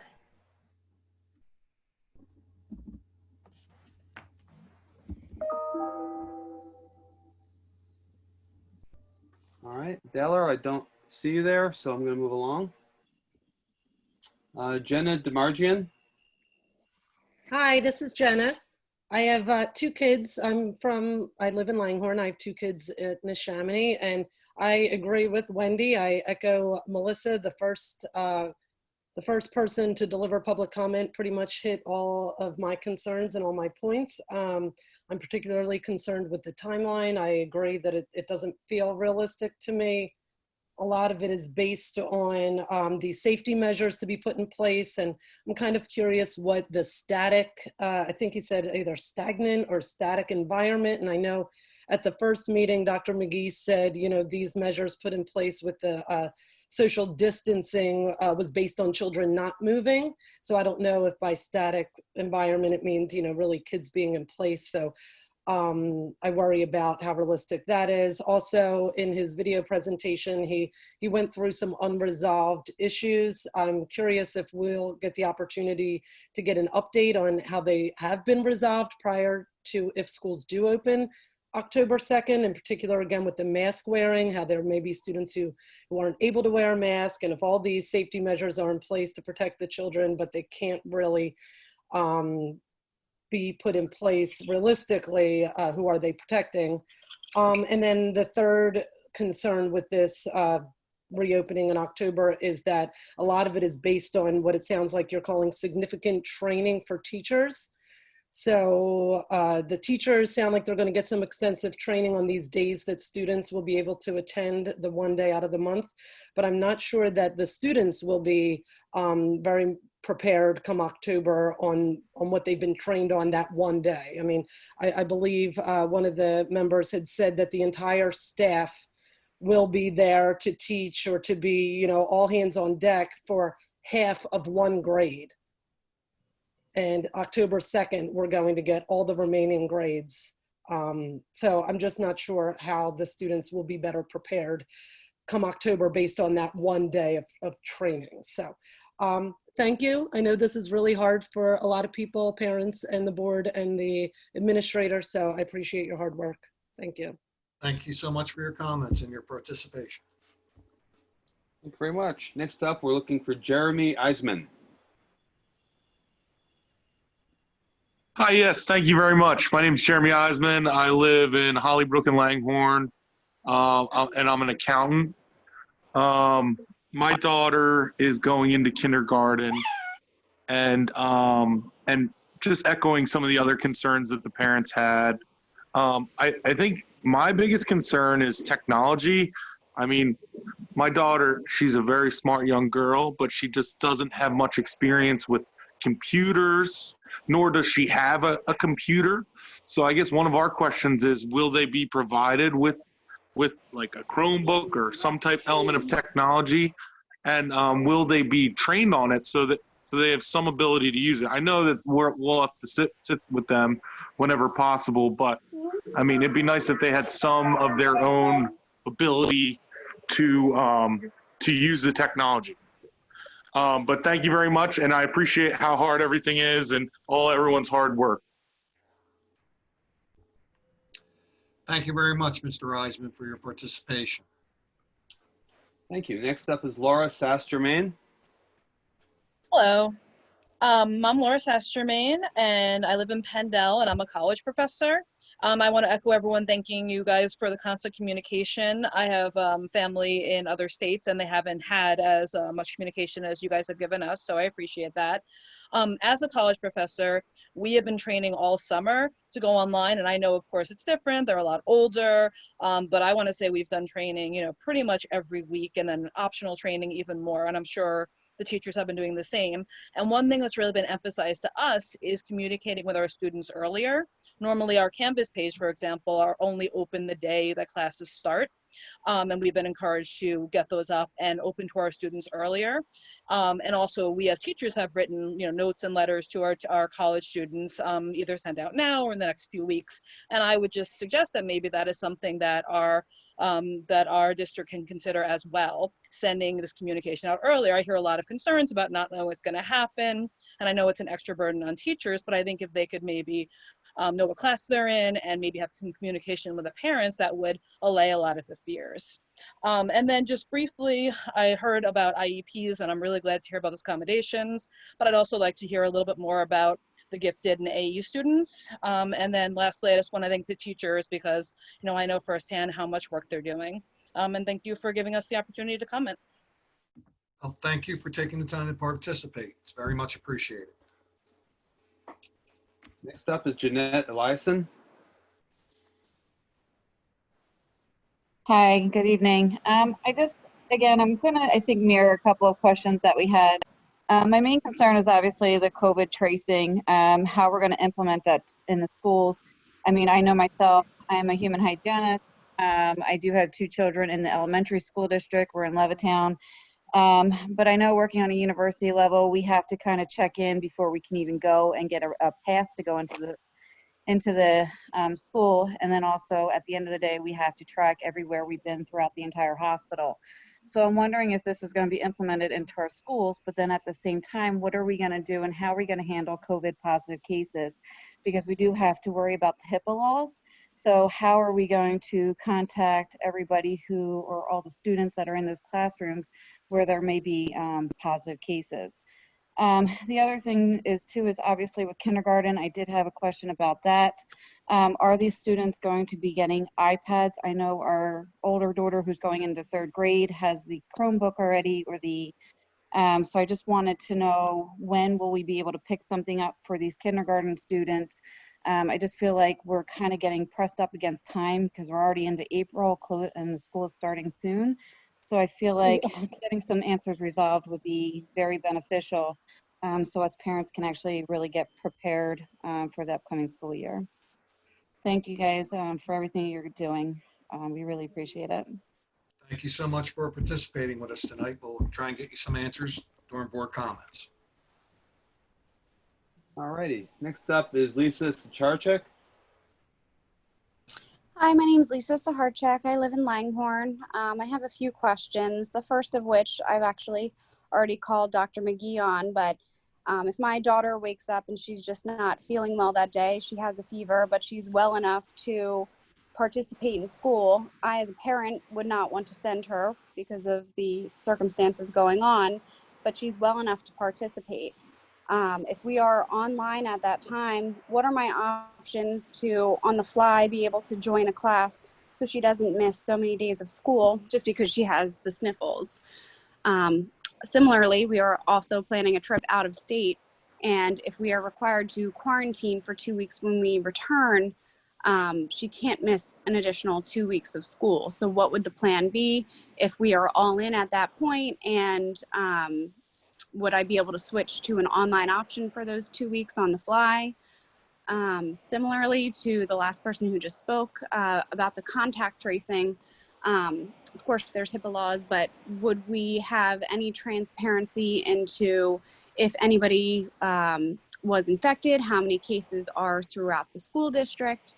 Will that be posted online, with obviously without names, but if anybody was infected or the counts at that time and what schools they were in?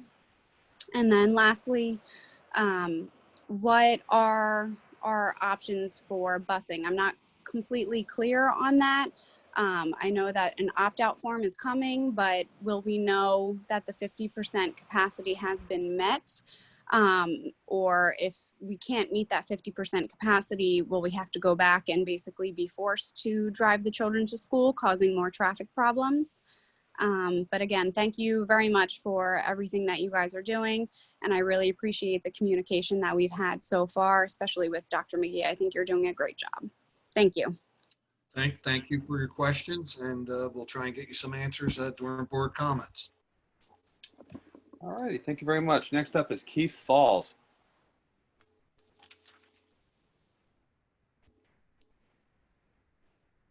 Are you there, Keith?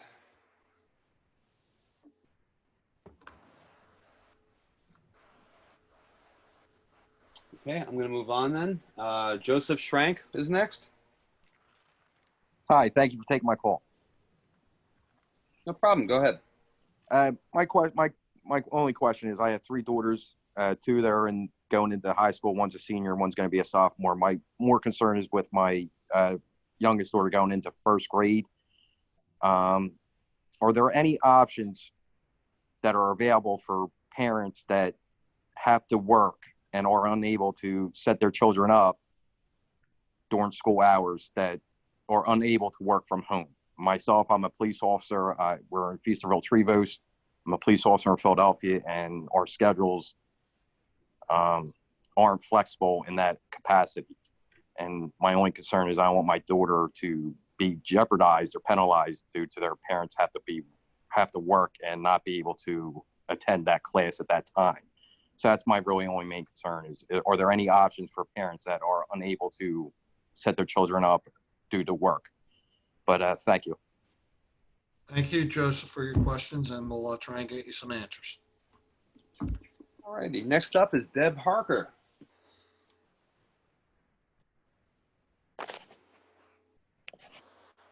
To try to get it in. I can see you. You can see me? Can you hear me? Hi, I can hear you now. Go ahead. Sorry about that. It says safe driving mode. That's what I'm just looking at. I just had a question regarding the spacing that Dr. McGee spoke about earlier. He mentioned that the spacing was being measured from the center of a desk to a center of a desk, or a center of a seat to a center of a seat. But that really means from half of we're really not getting the 3 feet of space or the 6 feet of space, because part of that space is being taken up by half of a person's body. And I know in the work environment, we are definitely enforcing 6 feet of space from one person to another person. So I was wondering, is that, I'm thinking obviously it must be the state is allowing for that reduction, but I'm thinking really we're only getting about 18 inches from person to person in the all-in setting. And I was wondering if you could comment on that. Thank you. Thank you, Ms. Farker, for your comments. We'll try and get you an answer during board comments. All righty. And next up, we have Angela Kendeparser.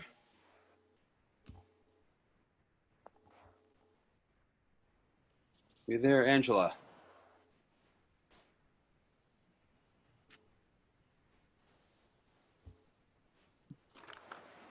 Okay, Mr. Piritano, that is all I have right now. All righty. I want to thank all those that participated in our agenda portion. There's still a small amount of time left. Is there anybody that has a non-agenda related question? I have a question. I had actually filled out a form to do comment, and my name was not called. Oh, we apologize then. Thank you for joining in. Okay. So good evening. My name is Erin Schumacher. I live on Towpath Road, Levittown in Middletown Township. I work for the state of New Jersey and have a child entering 5th grade. I'd like to thank Dr. McGee for his hard work on developing a reopening plan for the Neshaminy School District and for making himself available to answer questions throughout the process. I have read and agree with the reopening plan as it was presented by video to the parents, since the video did include the online option with the PowerPoint presentations. I did have concerns that the online plan option was not really included in the written most recent version of the plan, and that I felt that it definitely needed to be included, either in that written version or by way of a specific motion by the board to include that option moving forward once we move to in-person education. I'd also like to bring attention to the results of the parent guardian survey that did go out. The graphed results of the survey as presented were, in my view, visually misleading. That when you actually looked at the math and combined option C with both versions of Plan D, the opt-in remote learning, the total for all of those online options was 34%, which was more than the number of parents and guardians who requested a hybrid schedule. That was 30%, and the online option was very close to equal to those who requested all-in of 36%. I also request that the district consider adding a virtual orientation filmed separately from the in-person orientation to go over any new procedures and make it available in reference for families not comfortable sending their children back into the building for those half-grade days. Probuck Elementary had made one of these type videos the past few years that they've continued to reuse and play during back-to-school nights for typical processes, and I felt these were effective and would support the district doing something similar in effect for these new orientations and procedures. When schools were required to close mid-March, the teachers did not have advance warning or the planning time available to read the most effective online learning. However, with much more advanced knowledge, I do propose that I would like to see more Neshaminy-led teacher videos and synchronous learning where possible, now that there is that planning time and we are beginning with that online learning. Finally, I'd like to bring attention to that as a community, I do not feel that we are yet ready to open the schools. Also, as demonstrated by recent issues brought up previously in comments. which surrounded the wearing of masks. There was an incident at Sesame Place and also at the Garden Center on Business Route 1.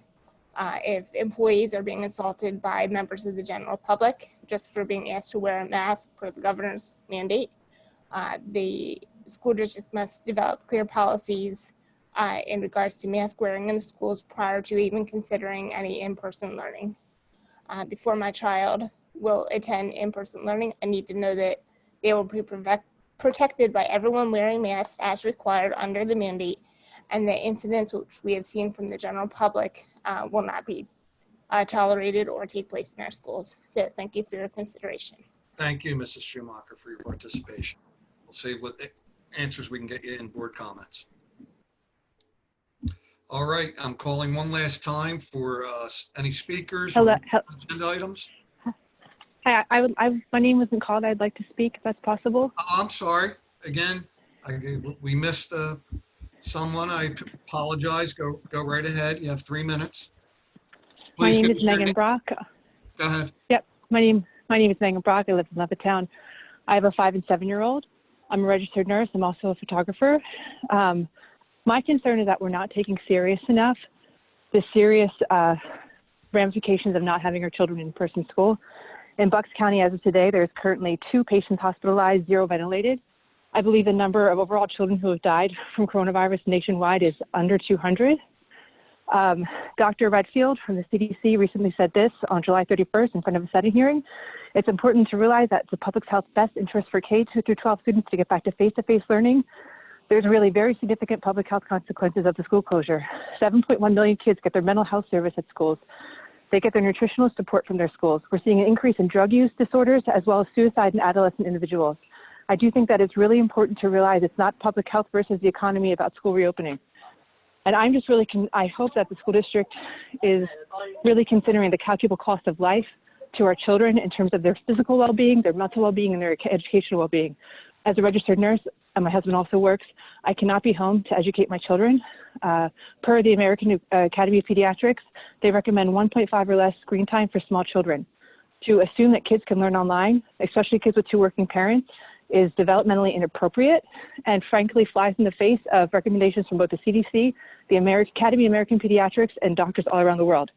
I have a niece who lives in England. She went back to in-person school, no mask, June 4th. All of England is going back. There's data from all around the world from European countries who reopened back in May, back in April, and all the data shows schools do not drive transmission. And yet here we are destroying our kids. And I understand that you're doing what you can, but I don't understand parents who don't see how devastating this is to our children. My sister-in-law told me she doesn't understand why the U.S. is anti-school. I said, yeah, I don't get it either because the data is not there. And so I really hope as we reopen that the school district will drive to have in-person school because we're harming our kids, and experts around the world are saying that by not allowing them the chance to be educated. Thank you. Thank you so much for your comments.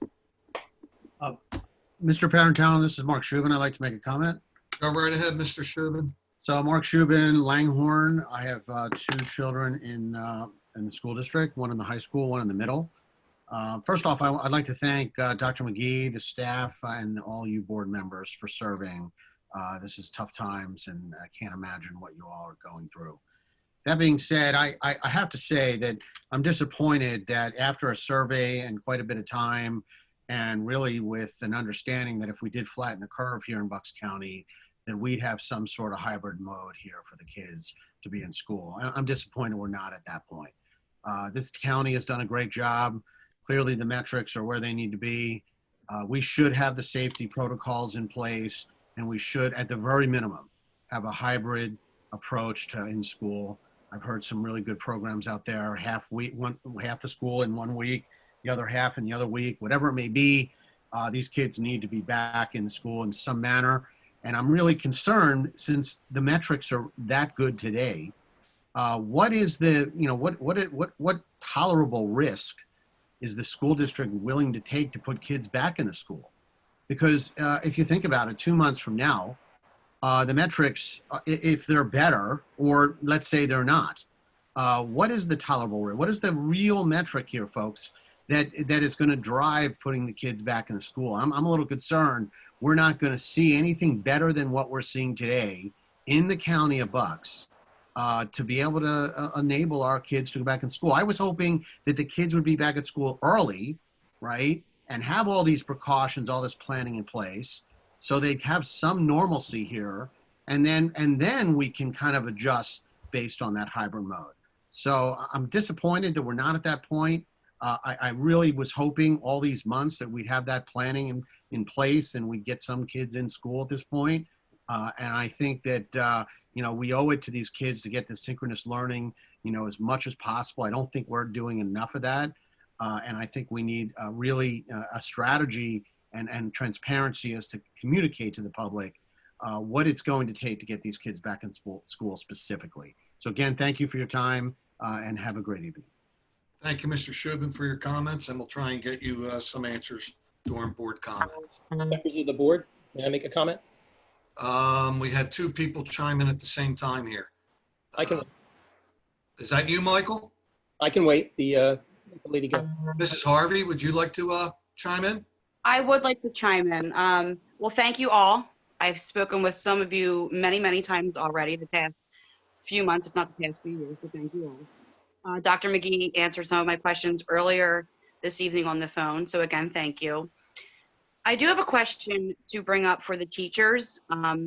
What are you proposing to help the teachers out? And I say the ones that have children in elementary school. So say a teacher teaches at Hoover and their child attends Tawanka. What are you doing to try and help those teachers out where they have to be in the school teaching and their children are at home and they don't have childcare for them? And that pretty much is my question. Thank you, Mrs. Harvey. We'll try and get you an answer during board comments. Michael, you want to go right ahead? Yeah, thank you. I just want to reiterate, I think, some of the comments that the gentleman previous to me had made, and as well as the lady who was a nurse. My name is Mike Abamondi. I live in Langhorne. I'm an engineer, and I have a daughter at the high school. I appreciate the work that all of you have done under these really trying circumstances. But if you haven't already, could you publish the criteria that you're using to make the decision to reopen the schools? And also, what set of conditions would signal to the board that we are ready to open up again? I assume it's going to be some combination of number of cases as well as the conditions within the schools and your ability to maintain a safe environment for the students. But I'd appreciate some more detail in that regard. Thanks. Thanks very much. Thank you, Michael, for your comments. We'll see what answers we can get you during board comments. Anyone else, please, before we move on? I had a comment. Go ahead. Miss Danielle, is it? Yes. Yes, please. My name is Danielle Kelly. I'm in Levittown. I have a kid in elementary school. I first off would like to say thank you to Dr. McGee personally. He spoke with me on the phone, and I appreciate everything that you are doing. The nurse that spoke a couple people ago, I kind of have similar statements to her, so I will not go with and bore anyone with that. But I do want to inform you, because I am a parent who's removing my child from your school district and enrolling them in a accredited virtual charter school where he will have synchronous learning. So you haven't had many comments tonight about parents not happy that it's plan A. So I wanted to speak for those parents that are not speaking and let you know that until you guys are at plan A, my child will not be in the school. So hopefully we can get there soon and my kid will be back at Neshaminy. Thank you very much for your time. And thank you for your comments. One last call. Anyone else before we move on?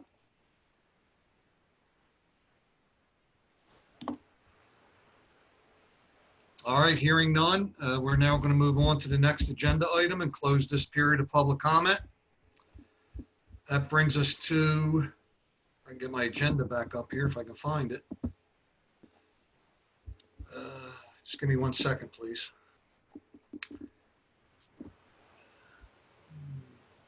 Whereas, this brings us to section 4, action item 4.01, which we would like to have Mrs. Boyle read. Mrs. Boyle, can you read that, please? Yes, okay. Okay, 4.01, emergency declaration for COVID-19 pandemic. Whereas the World Health Organization has declared the current outbreak of COVID-19 a global pandemic. And whereas the Pennsylvania Department of Education has determined that the COVID-19 pandemic constitutes an emergency within the meaning of Section 520.1 of the Public School Code. And whereas the Board of School Directors has determined that the risks of COVID-19 present to our students, faculty, and community requires an extraordinary response. Now, therefore, the board finds and declares that the COVID-19 pandemic is an emergency with the meaning of Section 520.1 of the Pennsylvania School Code, and be it further directed as follows. For the duration of said pandemic, but in no event for any period exceeding 4 years, the superintendent shall have the duty and the authority to develop a health and safety plan, subject to board approval in a form and manner prescribed by the Pennsylvania Department of Education, that ensures a minimum of 180 days of instruction, allowing for a minimum of 900 hours of instruction at the elementary level and 990 hours of instruction at the secondary level, employing any combination of in-person, virtual, and distance learning as the superintendent deems appropriate to address the health and safety of students, faculty, and community, and the learning needs of students. Such instruction shall comply in full with the requirements of Chapter 4 of the Regulations of the State Board of Education and with the curriculum standards published in accordance therewith. And be it further directed, the superintendent is directed to submit to the Pennsylvania Department of Education the emergency instructional time template, as well as any other submissions required by the Pennsylvania Department of Education. Thank you. I'm sorry, go ahead. Okay. 4.02, yeah, Now, let's take this one by one. okay. There's been a motion put on the table for section 4.01. May I have a second? Second. Mrs. Second by Bowman. Mrs. Bowman. Any comments, questions, or concerns on this action item? Hearing none. Mrs. Burns, roll call vote, please. Mr. Allen, Yes. Mrs. Bowman, Yes. Miss Boyle, Yes. Mrs. Hallenbeck, Mrs. Hallenbach is absent due to technical difficulties. Mr. Kovitz, Yes. Mr. Marrington, Yes. Mr. Parentano, Yes. Mr. Cirillo, Yes. and Mr. Sullivan. Yes. 8 yes. Thank you. Motion passes 8-0. Mrs. Boyle, could you please read action item 4.02? Reopening health and safety plan, August 12th approval. Whereas the Neshaminy School District is required by the Pennsylvania Department of Education to approve a reopening of schools health and safety plan. Now therefore be it resolved that the Neshaminy Board of School Directors hereby approves the Neshaminy School District reopening health and safety plan as presented, subject to any changes necessary due to conditions and additional guidance from the applicable government agencies in the coming weeks. Thank you, Mrs. Boyle. A motion's been made. May I have a second? Second. Is that Mr. Kovitz? Mr. Sullivan. Mr. Sullivan, I'm sorry. Second by Mr. Sullivan. Any comments, questions, or concerns on this action item? Yes. Again, these, the current health and safety plan, or at least the one that's proposed, again, just to be clear, does not include any of the data that we just recently received from the county, nor does it include that as a criteria. Dr. McGee? That is correct. It does not. Thank you. Does that satisfy your concerns, Mr. Kovitz? Yes, thank you. Any additional comments, questions, or concerns? Hearing none. Mrs. Burns, roll call vote, please. Mr. Allen, Yes. Mrs. Bowman, Yes. Ms. Boyle, Yes. Mr. Kovitz, No. Mr. Marrington, Yes. Mr. Parentano, Yes. Mr. Cirillo, Yes. and Mr. Sullivan. Yes. 7 yes, 1 no. Motion passes 7 yes, 1 no. Thank you. We'll move into our closing section. Is there anyone that has any other board business? Hearing none from the board, is there any members of the public that wish to make public comment?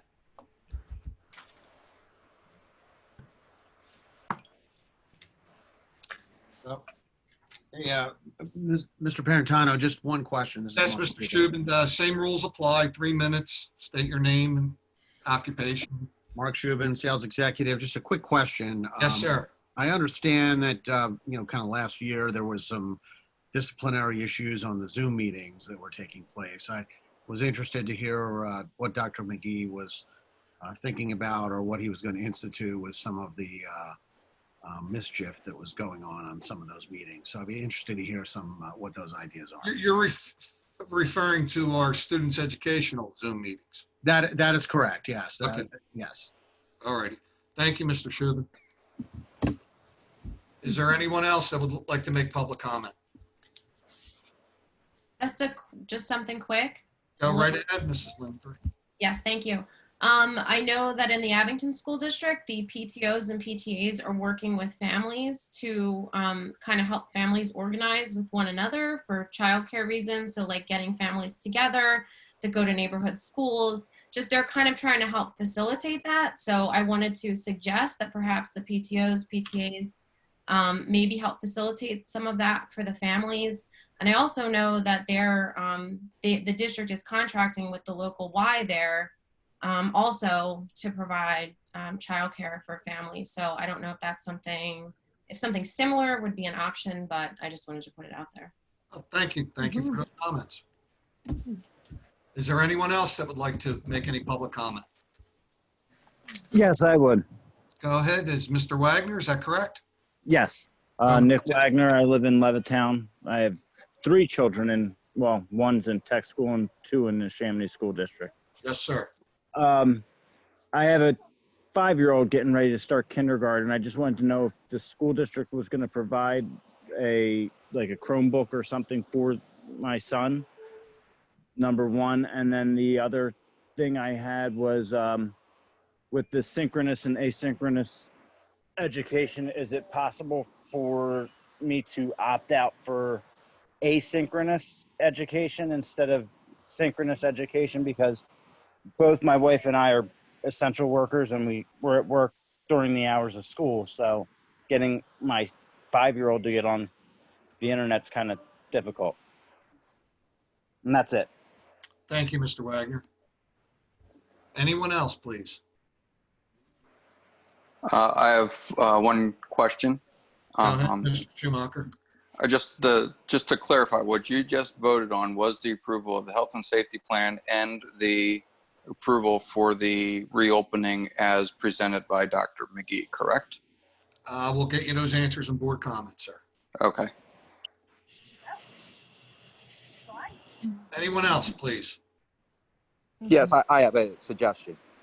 Yes, sir, go Hi, ahead.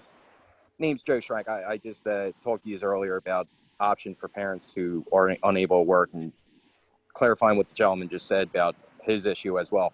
Suggestion I would like to place is, would there be a set group of teachers that could be able to do later time class instruction instead of recording time and having the child watch a video, because they're already falling back as it is with online? Would that be a possible alternative for parents who are unable to get their children on it during school times? But thank you again. Thank you. Anyone else, please? Hi, Sure, this Miss- is, I'm sorry. Oh, go ahead. I was just gonna say I had one more that I received on the form. It's Danielle. We will get to Danielle. Okay. Just Okay. let her hold on. Mrs. Manning, go right ahead, please. Hi. First off, I do apologize. I missed the first half of this meeting. I was on a committee meeting for my school for our restart committee. Congratulations. Oh yeah, I know your headache. My one thought, now this is what my school district is doing. When we are able to go hybrid, on the days that our younger students, our elementary school students cannot be in school, we're inviting our version of Neshaminy Kids Club, because we are not using our cafeteria, to run a program in there for a limited number of students to making sure they follow all of the guidelines. It is an additional expense though to our parents if they wish to do it. Is that something that you have thought of or reached out to Neshaminy Kids Club to pursue? Thank you. Thank you, Mrs. Manning. We'll look into that. Anyone else? Hearing none, you want to call on Danielle, please, Mr. Stanley? Yes, Danielle, you just submitted a form. If you're out there, I don't have a last name.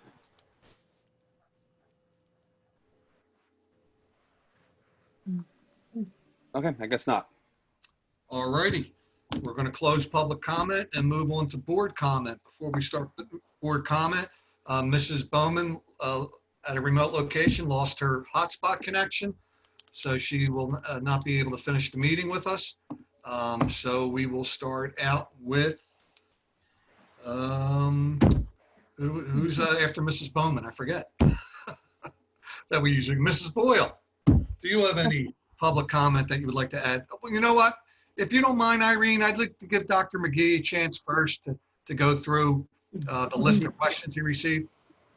That'd be a good idea. Yeah. Thank you, Mrs. Boyle. Dr. McGee, once again, I forgot about you. That's all right. I'm used to it. So I've tried to group the questions and I will answer them to the best of my ability as I understood them. I will say, if you don't think I addressed your question, give me an email with your phone number. I will call you back and address your question.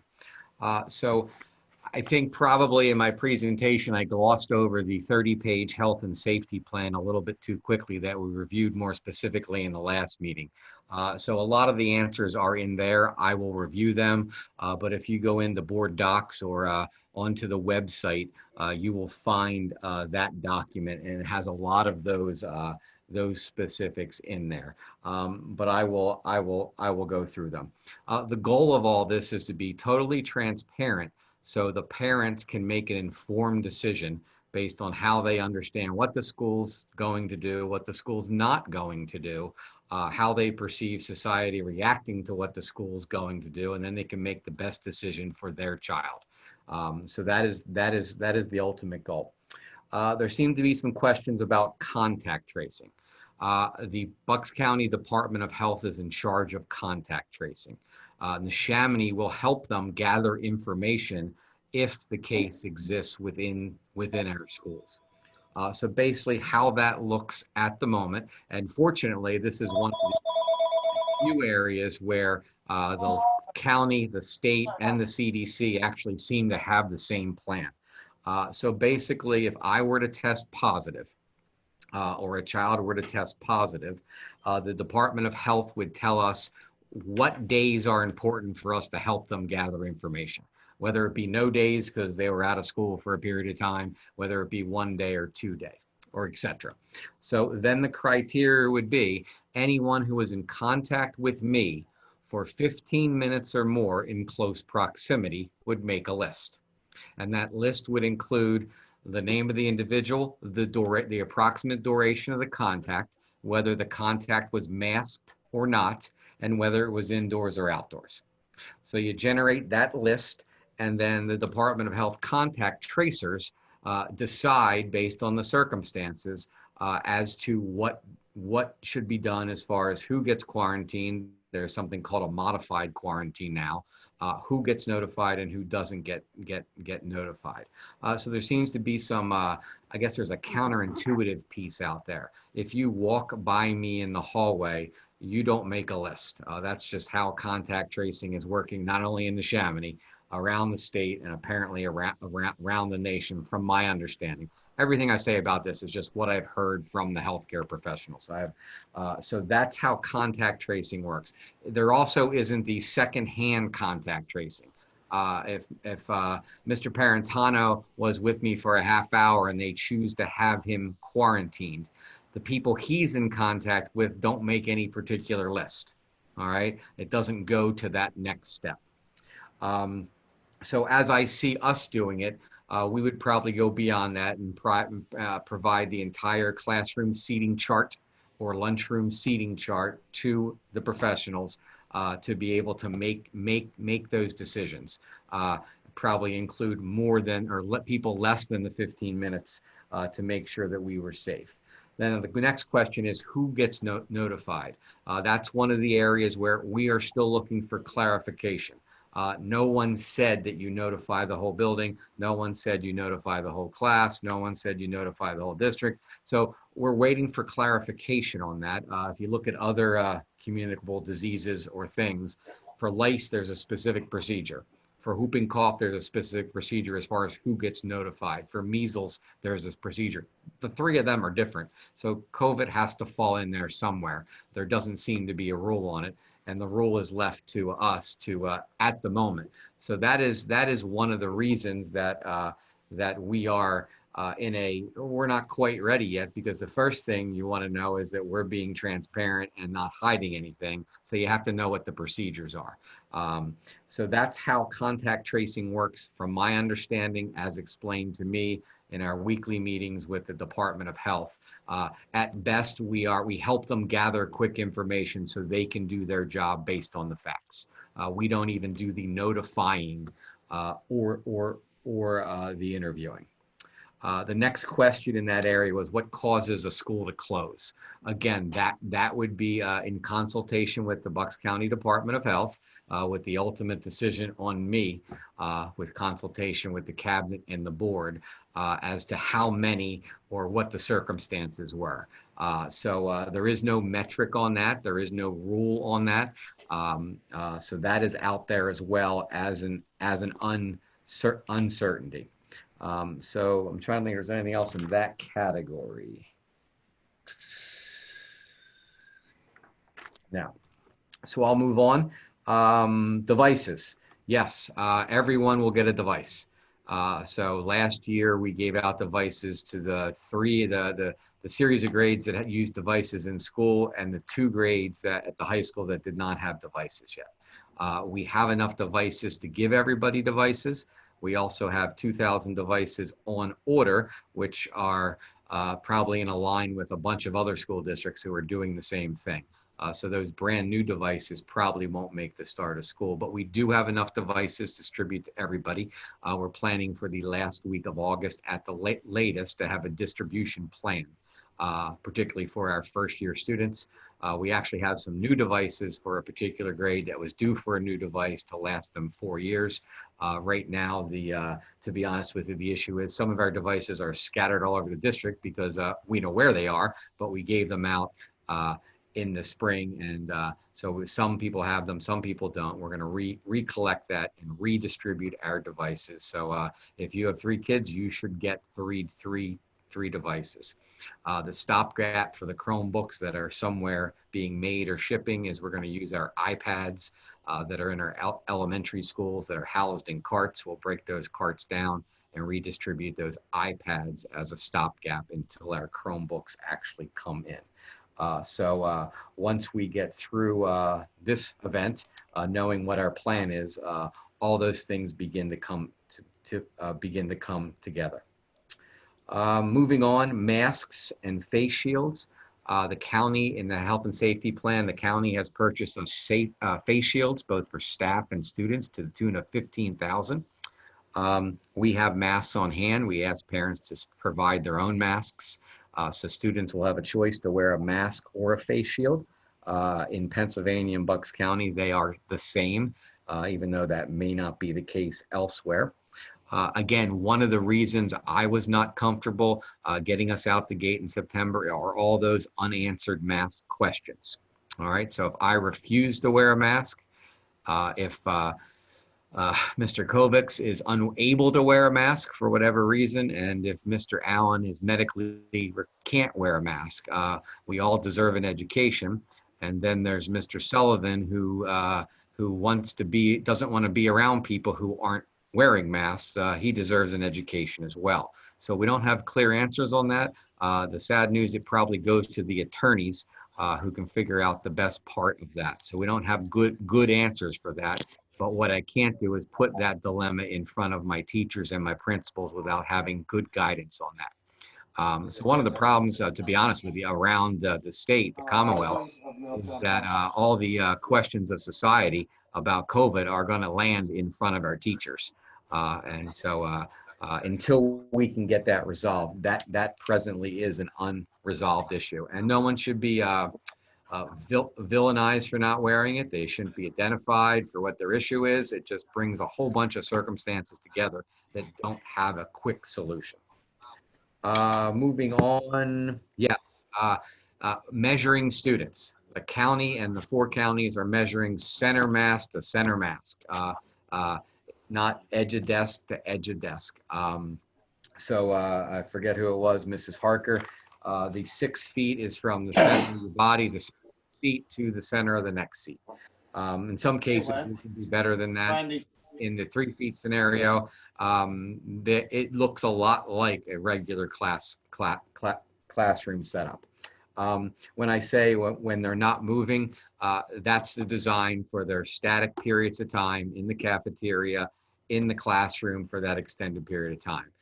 There is no expectation that as they move in and out of those classrooms that they won't bridge that 6 feet distance. We will do our best within the hallways between exiting and entering the classroom. But just think about it. How do you get up and sharpen your pencil in a classroom or use the lavatory without actually passing by someone? So if that's the expectation, I've miscommunicated that. So the movement piece, it'll be within the classroom, it's going to be less than 6.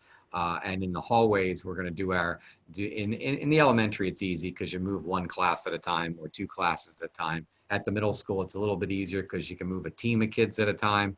At the high school, it's a little more problematic.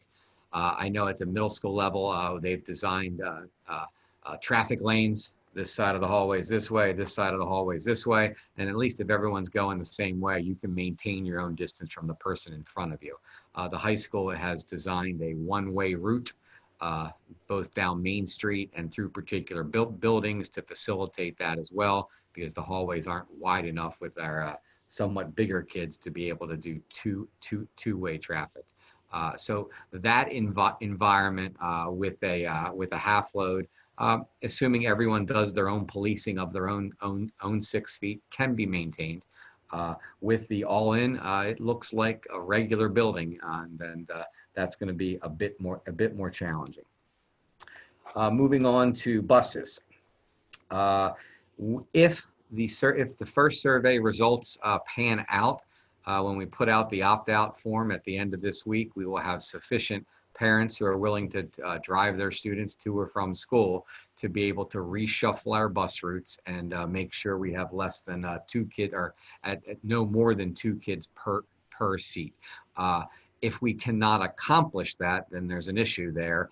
So there would not be a surprise on the first day of school where you get onto a bus that's otherwise. We would clearly be able to inform you. We assume we can do it based on the preliminary survey. We haven't got the actual name, so we haven't tried to do it yet. But by the time it's time to bring a larger group in, we are already into October, possibly November. So we have some time to work that out. Presently, I'm pleased to report, and I hope I'm not disclosing too much, our bus drivers said almost to a person, we're coming back. I think we just had the normal attrition that we have during a given year. And part of that was, by the way, you're going to have to wipe down high-touch surface areas on your seats, those railings between runs. between groups of kids. So with those conditions, we got all but a couple of them who were probably not going to come back anyway to come back. So our bus driving staff, last time we checked, which wasn't that long ago, is ready to go with the cleaning of those seats. If you haven't been on a school bus in a while, they now have hatches in the roof. So assuming it doesn't get too cold, those hatches will be open to add ventilation. Picture the windows cracked before the kids get on to add that more of an outside air event. Question about visitors, only essential visitors. So if you're not providing a direct service to a student, you won't be coming in. It just doesn't seem, so that includes, unfortunately, our PTOs. In many cases, all those guests that add value to our schools. It's just not going to be something that we can do, at least at the moment.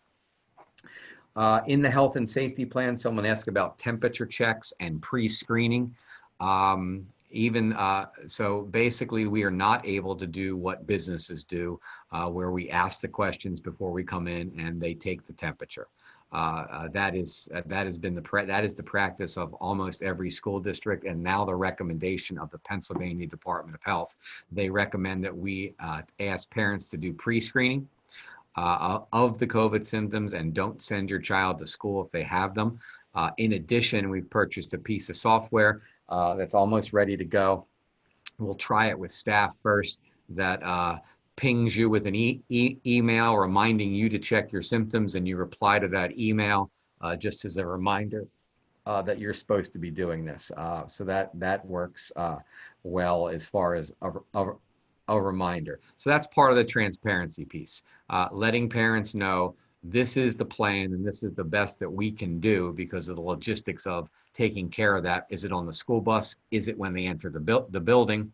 And then parents can assess what the plan is and what they think the results of that plan will look like, and make the decision for their own child.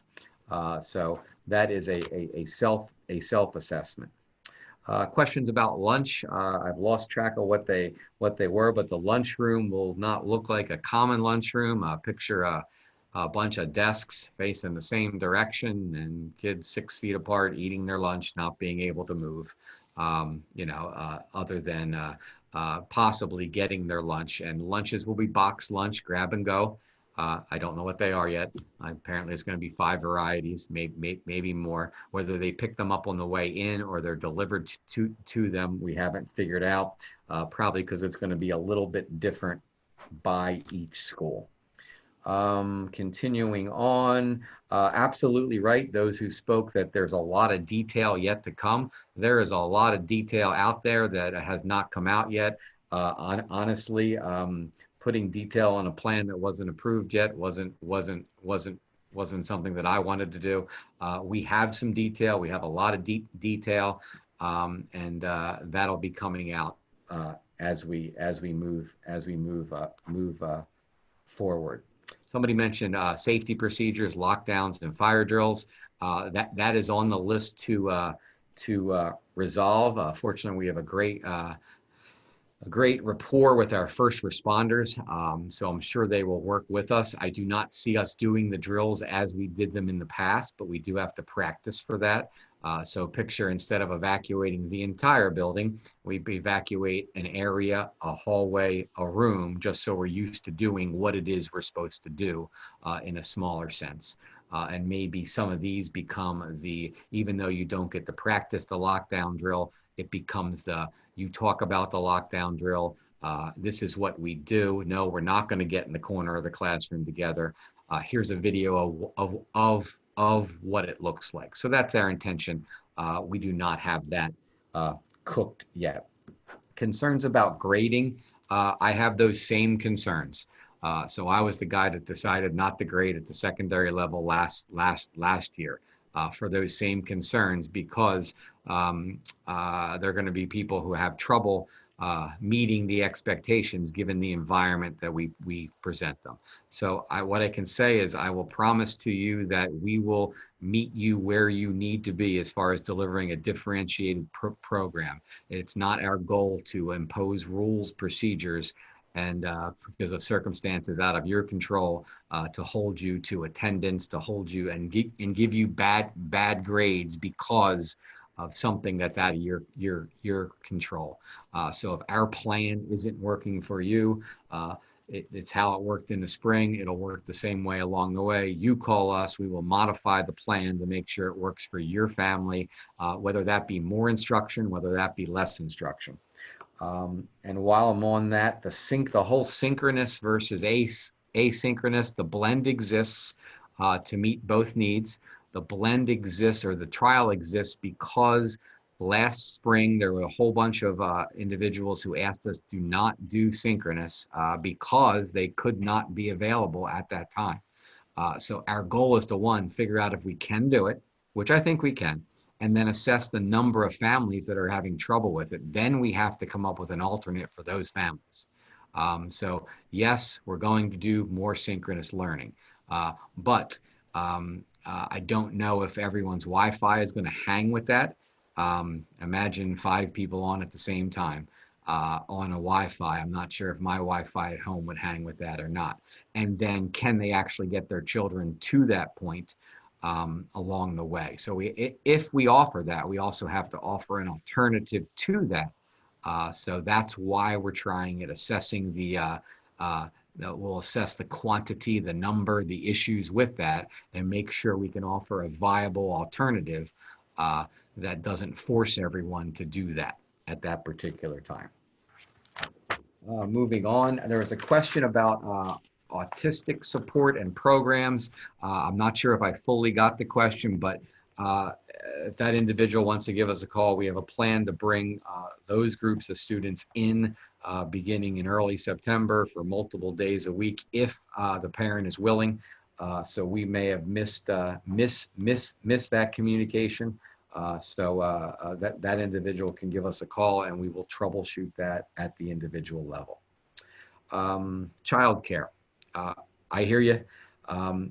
Neshaminy over the last decade has done what we needed to do as far from a fiscal sense, and we've gone from 14 schools to 10, and we have shrunk our footprint. We've also added pre-K over the last couple years. There's no room at the inn at Neshaminy. It's very hard to find a spare classroom. That being said, we are in preliminary discussions with Kids Club for a hallway that used to be part of Neshaminy High School that's on the campus of Neshaminy High School. So we're going to start with that. I need to talk to the board about that before we do that, and maybe bring it to the meeting on the 18th. And then other options as well. Unfortunately, our buildings are full. And even though you might see a space you think is there, that space is probably used for something along the way. Oddly, to do this hybrid plan, we're hiding a lot of furniture, like the cafeteria tables. We got to store them somewhere. So other than shipping them off site, so some of the areas become our storage areas. So we do hear the healthcare or the childcare concern, and if anyone can help us gather resources from the community, we would greatly appreciate that. But we are, other than Kids Club, we don't have a whole lot of things except for the private providers. Metrics to restart. That's a good question. So my metrics are, do I have the stuff that we said we're going to do to make the school safe? All right. That includes supplies and staff. All right. So if it's not there, we have to say we're not going to do it and change the plan. All right. So we had a whole bunch of floor markings and stanchions to help our hallways. I don't have them yet. If we want to open without them, we have to change the plans and tell parents we're going to be less effective at what we're trying to do. Staff, not our present staff, but the extra staff. So we needed extra cleaners, extra people to watch recess, extra people to watch lunch. We were not able to get those people. So right now, without that, we'd have to augment the plan and say that we're not going to do this as well as we thought we were going to do it. The other thing would be the county numbers, which are not for me to decide. All right, that's for the board to be part of their deliberation in my move.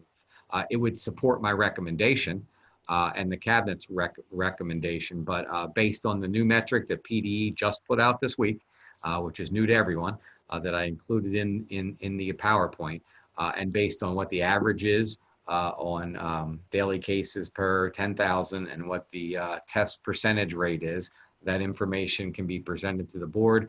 Next time I see Dr. Damsker from the Department of Health, I'm going to ask him if he can send us that information weekly, so we have a rolling 7-day total. I'm sure it's somewhere on the Department of Health website, but I'll see if I can get it directly. So as far as a specific metric that forces us in or forces us out, I don't think it exists.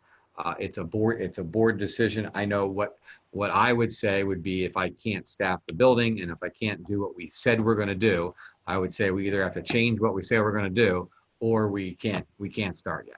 All right. So that would be my metric. Questions about Zoom. When we all started, there were some Zoom issues. I believe we corrected that at the end of last year.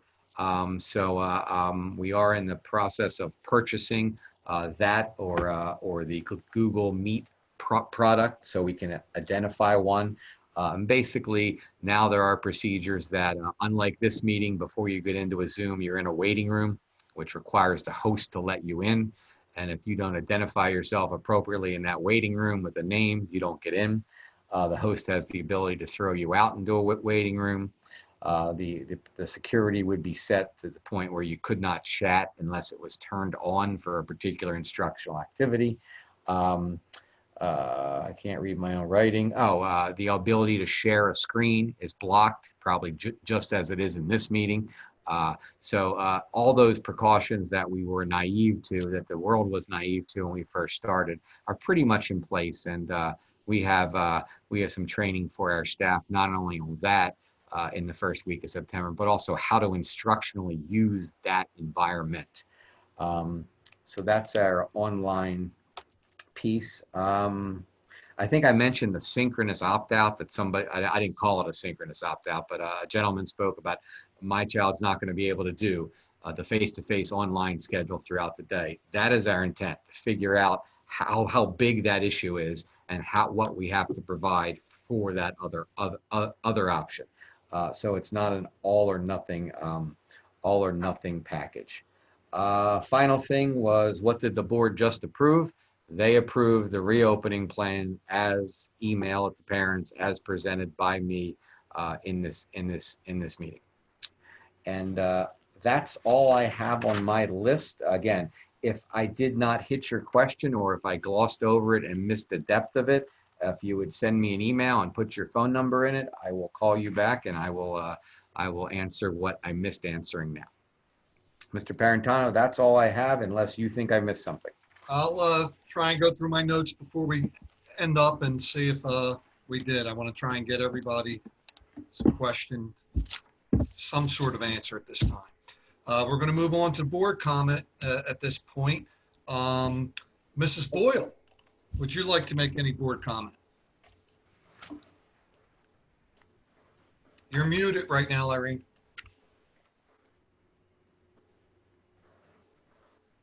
Okay. There you go. Now you're on. Okay, I just wanted to thank all the parents, who came and expressed, their concerns. And I think that Dr. McGee pretty well, covered almost everything. I'm looking forward to working with the administration and with parents, and to see if we can somehow, make our way through this. Obviously, this plan is very flexible based on the circumstances, and as long as we basically the main focus is the health and safety of our children, and I'll leave it at that.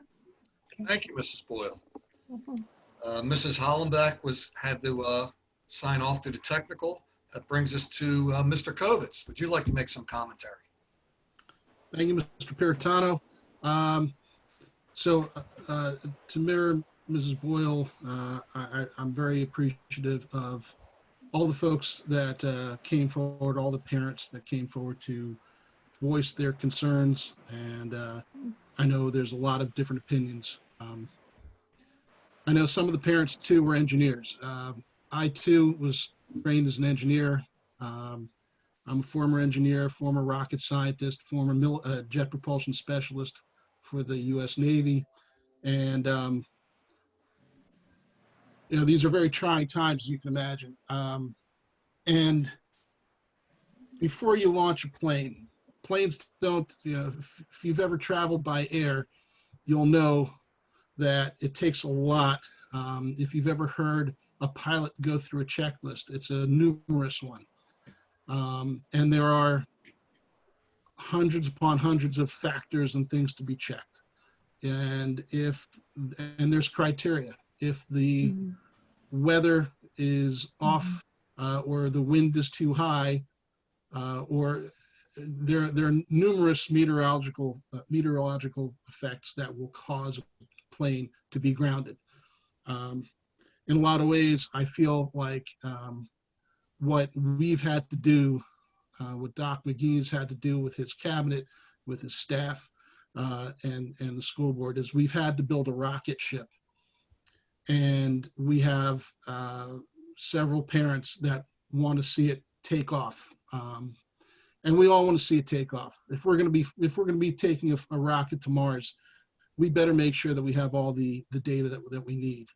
The reason I voted no on the health and safety plan was simply because I think we need to incorporate within that the data that Doc found. Again, 11th hour, but I'd really like to see it incorporated, and the criteria set by which we do move from remote instruction into a hybrid model, and then from hybrid to the other model. Again,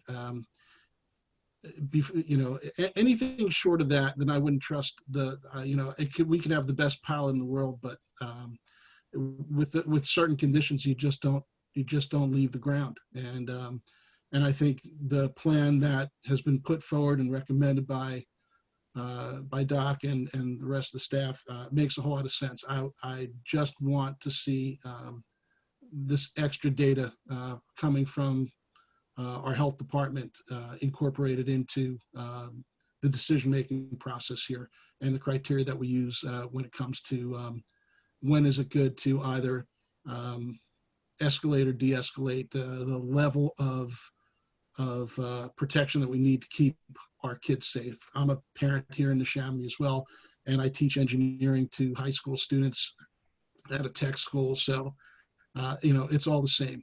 We just have to be safe, and we can't cut corners, and we can't be forced to do anything before it's time. So, and I do appreciate people on the other side who need to get back to work. I get it. I totally do.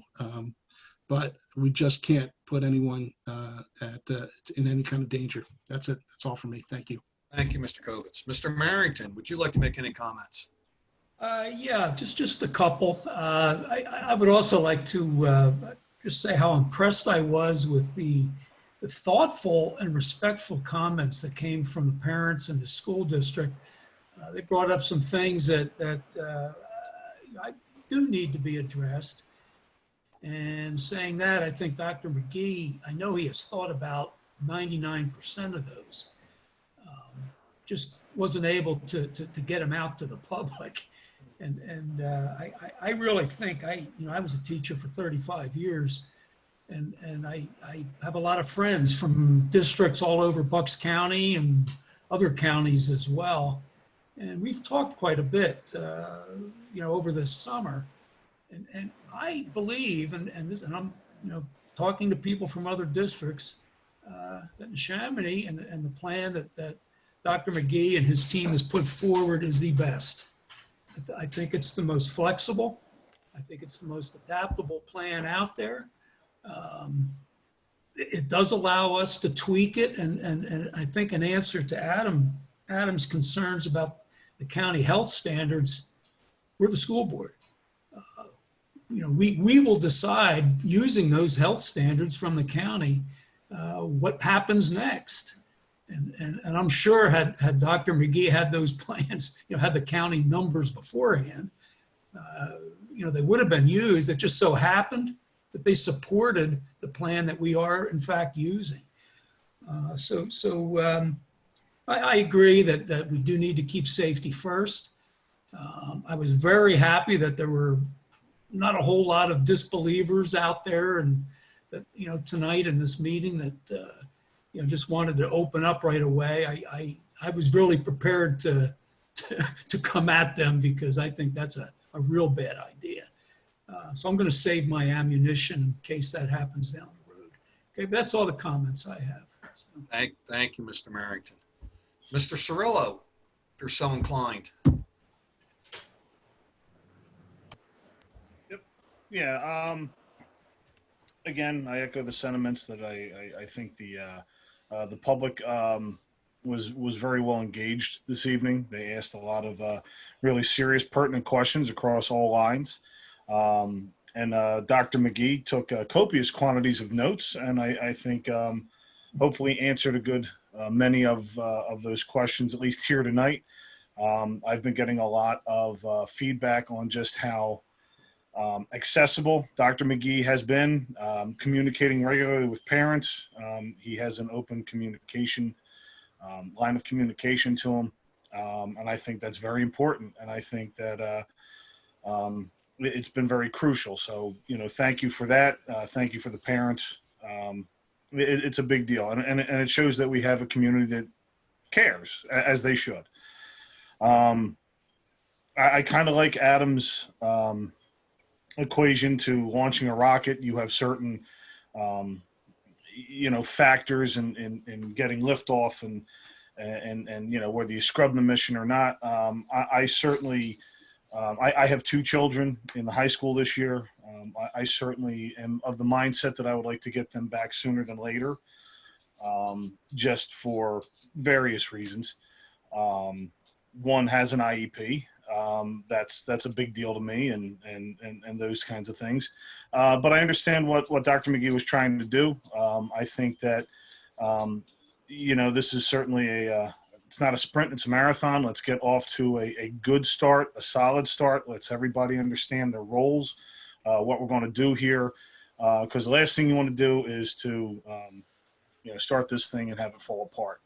And so it's an amazing task. I mean, think about all those questions that everybody asked tonight, and Dr. McGee and his staff kind of had answers to most of it. And this is what they've been trying to come up with. This has never happened before. It's quite a monumental task. I mean, I think it's on par logistically of trying to get a rocket to Mars at this point. And everything that we just did tonight, could get scrapped at any given time. So, let's just keep moving forward, do the best we can. I'm on board with this. And again, I thank everybody, contribution and patience. We will get there. We will get our kids back to school, and we will do it in the safest, most possible way to end this upcoming school year on a very positive note. And again, thank you to all the staff, administration, even the support staff. I mean, the bus drivers, the custodial staff. There's a whole lot of people that are going to be doing a whole lot of stuff to ensure that our kids are safe. And I'm really excited that all of them seem to be really on board, moving in the same direction to get kids back in school and to do it the right way. So thank you. Thank you, Mr. Cirillo. Mr. Sullivan, would you like to add anything before you fall asleep? You're muted. Not anymore. Yeah, I mean, I think I probably want to echo a lot of the same things that have been said already. I mean, I can't say enough for what the administration and Dr. McGee have done to get this plan to this point in time. And as far as the communication out to the community, I don't think the community hasn't seen that level of communication probably in a long time. What we're going through right now is it's the definition of a work in progress. It's continually changing. It's a continually moving target. And, like Paul just said, I mean, I have one in high school and 2 in middle school this year, and I would like to get them back, and they want to get back. But this isn't like making a call on a snow day. Like you make a bad call on a snow day, and this is people's lives too. So again, though, I would love to get the kids back to school, but I think we're erring on the side of safety, which we have to, is what we have to do. And that's all I have. Thanks. Thank you, Mr. Sullivan. Bring us to Mr. Allen. Yes, good evening. Obviously, I think I could echo a lot of the comments that other board members have made tonight. So I'll try not to repeat them, except where they bear repeating. And one area I want to repeat is the communication that Dr. McGee has provided to the community. I appreciate the raw humor that goes with it. Here's our update as of today. And you have to re-up it 2 days later. Understood and much appreciated. I also want to shout out to the board members who have engaged the public on social media. Honestly, I saw a number of exchanges between Ms. Bowman and Ms. Peritano, and I chimed in where I thought I could answer a question or two, but I just want to make note of that we are all trying to be as transparent and as accessible as possible, so that we as a Neshaminy community can rise to the occasion. And I think we are all, no, it sounds like we're patting ourselves on the back. I didn't mean it that way. I just mean we are all trying our best to come together as we knew Neshaminy can. All of our teachers and support staff who have, as is mentioned, bought in to our reopening plans. That is tremendous news. Means they have confidence that we can do this and that it's the right approach. That makes me feel much better. They are, after all, the education professionals and the professionals that look after our facilities, and they feel confident that with this roadmap we can get back our students back in school. That makes me all the more satisfied with the approach. And one other thing I believe I wanted to touch on, nobody really brought this subject up, but we are going to be talking about enhanced environmental controls and mitigation at our next meeting. But I did want to assure the public that the measures that we are going forward with, cleaning of coils, the upgrading the filters from where they MERV 8 up to MERV 13. Of course, that's just they're tighter weave, they'll catch bigger stuff or smaller stuff. That's what that means. And the fact that we got some feedback from our HVAC department that they should be able to make those changes without a lot of issues. Our equipment can handle it, and we'll be monitoring incoming air, outgoing air, keeping building pressure balanced. Most of our buildings, we can do that. And I just wanted to assure the public that regardless of what we vote on with the ultraviolet light or the bipolar ionization, we are taking care of the environment with what we have now. And I believe that is all I have tonight, except I do want to thank the public. I do believe I picked up a number of 216 participants at some point. I don't know if anybody has a way of officially counting that, but that's fantastic. That's all of our community engaged, all trying to make sure we're moving forward and doing the best we can in extraordinary circumstances for our Neshaminy community. And that's just fantastic. And that's it. I thank you all. Good night. Thank you, Mr. Allen. All right, I'm going to finish up here. Dr. McGee, if you're willing, I did find two items that I'm not sure you covered. I have one as well. All right, let me shoot my two first, and then you'll get yours. One was, I believe it was a Mrs. Branders, had questions about the new kids coming in, the supply list. Yep, that's mine. Is that yours? Well, why don't you lead off with that? So I do understand that. Oddly, pandemic aside, we have the same issues as a system as far as getting that information out. as quickly as possibly needed. So that is normal, non-pandemic issues. So, but we need to do better at that. So presently we are scheduled for the week of the 24th to release all schedules. That's when students will see their teachers, their high school schedules, etc. And that's when students will be able, and the teachers will begin to interact the following week when they come back to work. So I did hear that. That is not a particular pandemic shortfalling. That is just a shortcoming that we have to work on. Supply lists, they're available on the website. But that being said, I don't know if I could find them on the website because they're all in different spots. So I've asked that they be emailed to parents. So supply lists are out there. Probably not the easiest thing to find. So somewhere this week, you should receive an email from your school principal about those supply lists. And the other one I have was from, I didn't catch his last name, but it was Joseph. He had the two in sophomore and senior in high school and a first grader. He was asking about what type of options are going to be available to parents that are unable to work from home, and their work schedules don't match up with their school schedules, child school schedules. I don't even know if we have an answer for that. I'm not sure what the question meant. Was that as far as supervising the children at home, as far as daycare, or as far as child care? I thought that question, Mr. Parentano, was about if they couldn't handle the synchronous nature of going period by period by period at home alone without the parent. Okay. In that case, that is our design, our planned design to tease out how many people are okay with the synchronous nature of our synchronous try. When we expand it, what are the options for those who have trouble with it? The easy solution right now is to make sure that we record that synchronous event and then drop the important pieces of it into Canvas later on, so it becomes an asynchronous event. Okay. So that is, I thought that's what that question was about. I may have misunderstood. For those, as Dr. McGee stated in the beginning of his responses, please, he's made himself extremely accessible to everybody. If you don't feel your question was answered, or you don't feel it was answered in the right way, please reach out to him, and whether it's 1 in the morning or 10 in the afternoon or in the morning, he'll get back to you.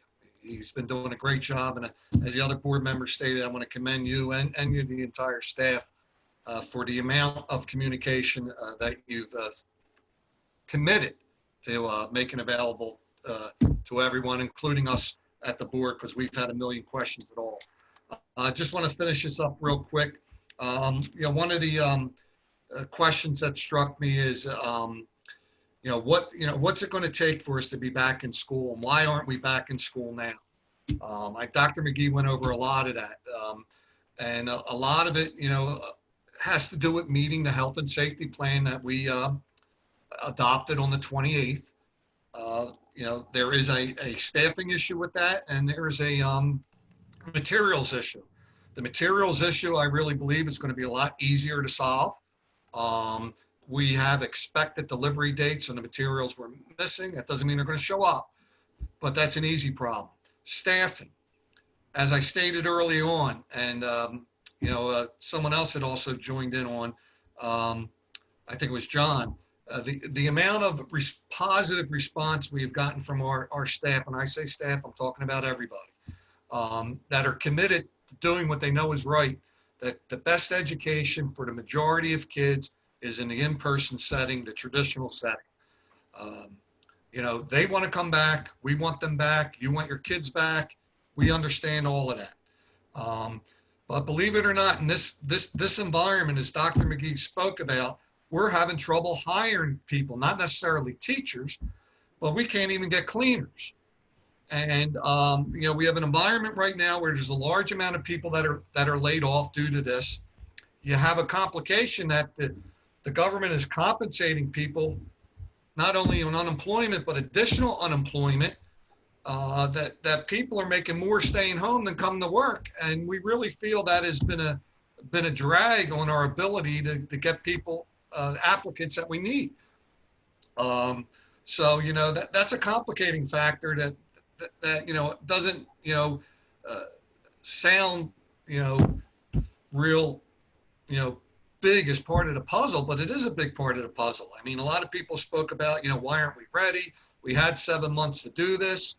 I mean, there's the plan. The plan from day one is what can we do to get the kids back in school? How can we do that? But the number one issue is it's got to be safe. And to make it safe to our satisfaction and to the recommendations of our superintendent, we need certain things to happen. One is materials. The next one is staff. And in some areas, we're still lagging, and we're hoping to make that up. Beyond that, the board, is committed to following the recommendations of the administration. And Dr. McGee has heard us. He has constantly kept us up to date. And when I believe that he feels we're ready is when we're going to get the recommendation. And at that time, I believe the board will move on it. But I think it's very doubtful that anyone from this board is going to force being ready on our administration before they tell us they're ready to do it. And in the meantime, as Dave pointed out so eloquently, I've seen all the other plans. I went through all the other plans. Ours is the most flexible plan out there. It gives us the most opportunity. While we're not starting as fast as some, we have the ability to move faster once the plan's in place. If things open up and Dr. McGee comes back to us earlier and says, I think now is the time to do it before the schedule, we will be able to do that. But it's going to be based upon his recommendation to us to tell us we're ready. So utmost, that is the most important thing, is to make sure our staff and our students are safe in the environment. And we are not going to do it one day later nor one day sooner. And I'm committed to that, and I'm sure the rest of our board members are committed to us. In stating that, I hope we got to everybody's question. I want to thank our board members for all the work that you've put in. I want to thank the community, especially for the amount of participation that you've engaged in, the amount of reach outs to us all. We're trying to answer every question we get. The ones we don't have the answers to, we're forwarding to them administration, and they're getting back to people. So this is what we need. We need an engaged community in order to have the best outcome in this situation. We're all in this together.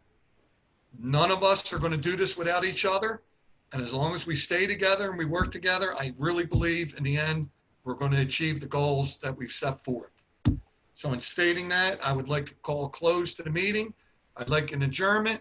May I have a second? Second. Second by Mr. Kovitz. All in favor? Aye. Aye. Aye. Thank you all. Meeting is closed. Stay safe. Good night, all.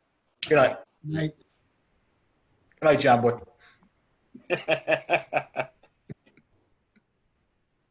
Good night, Marty.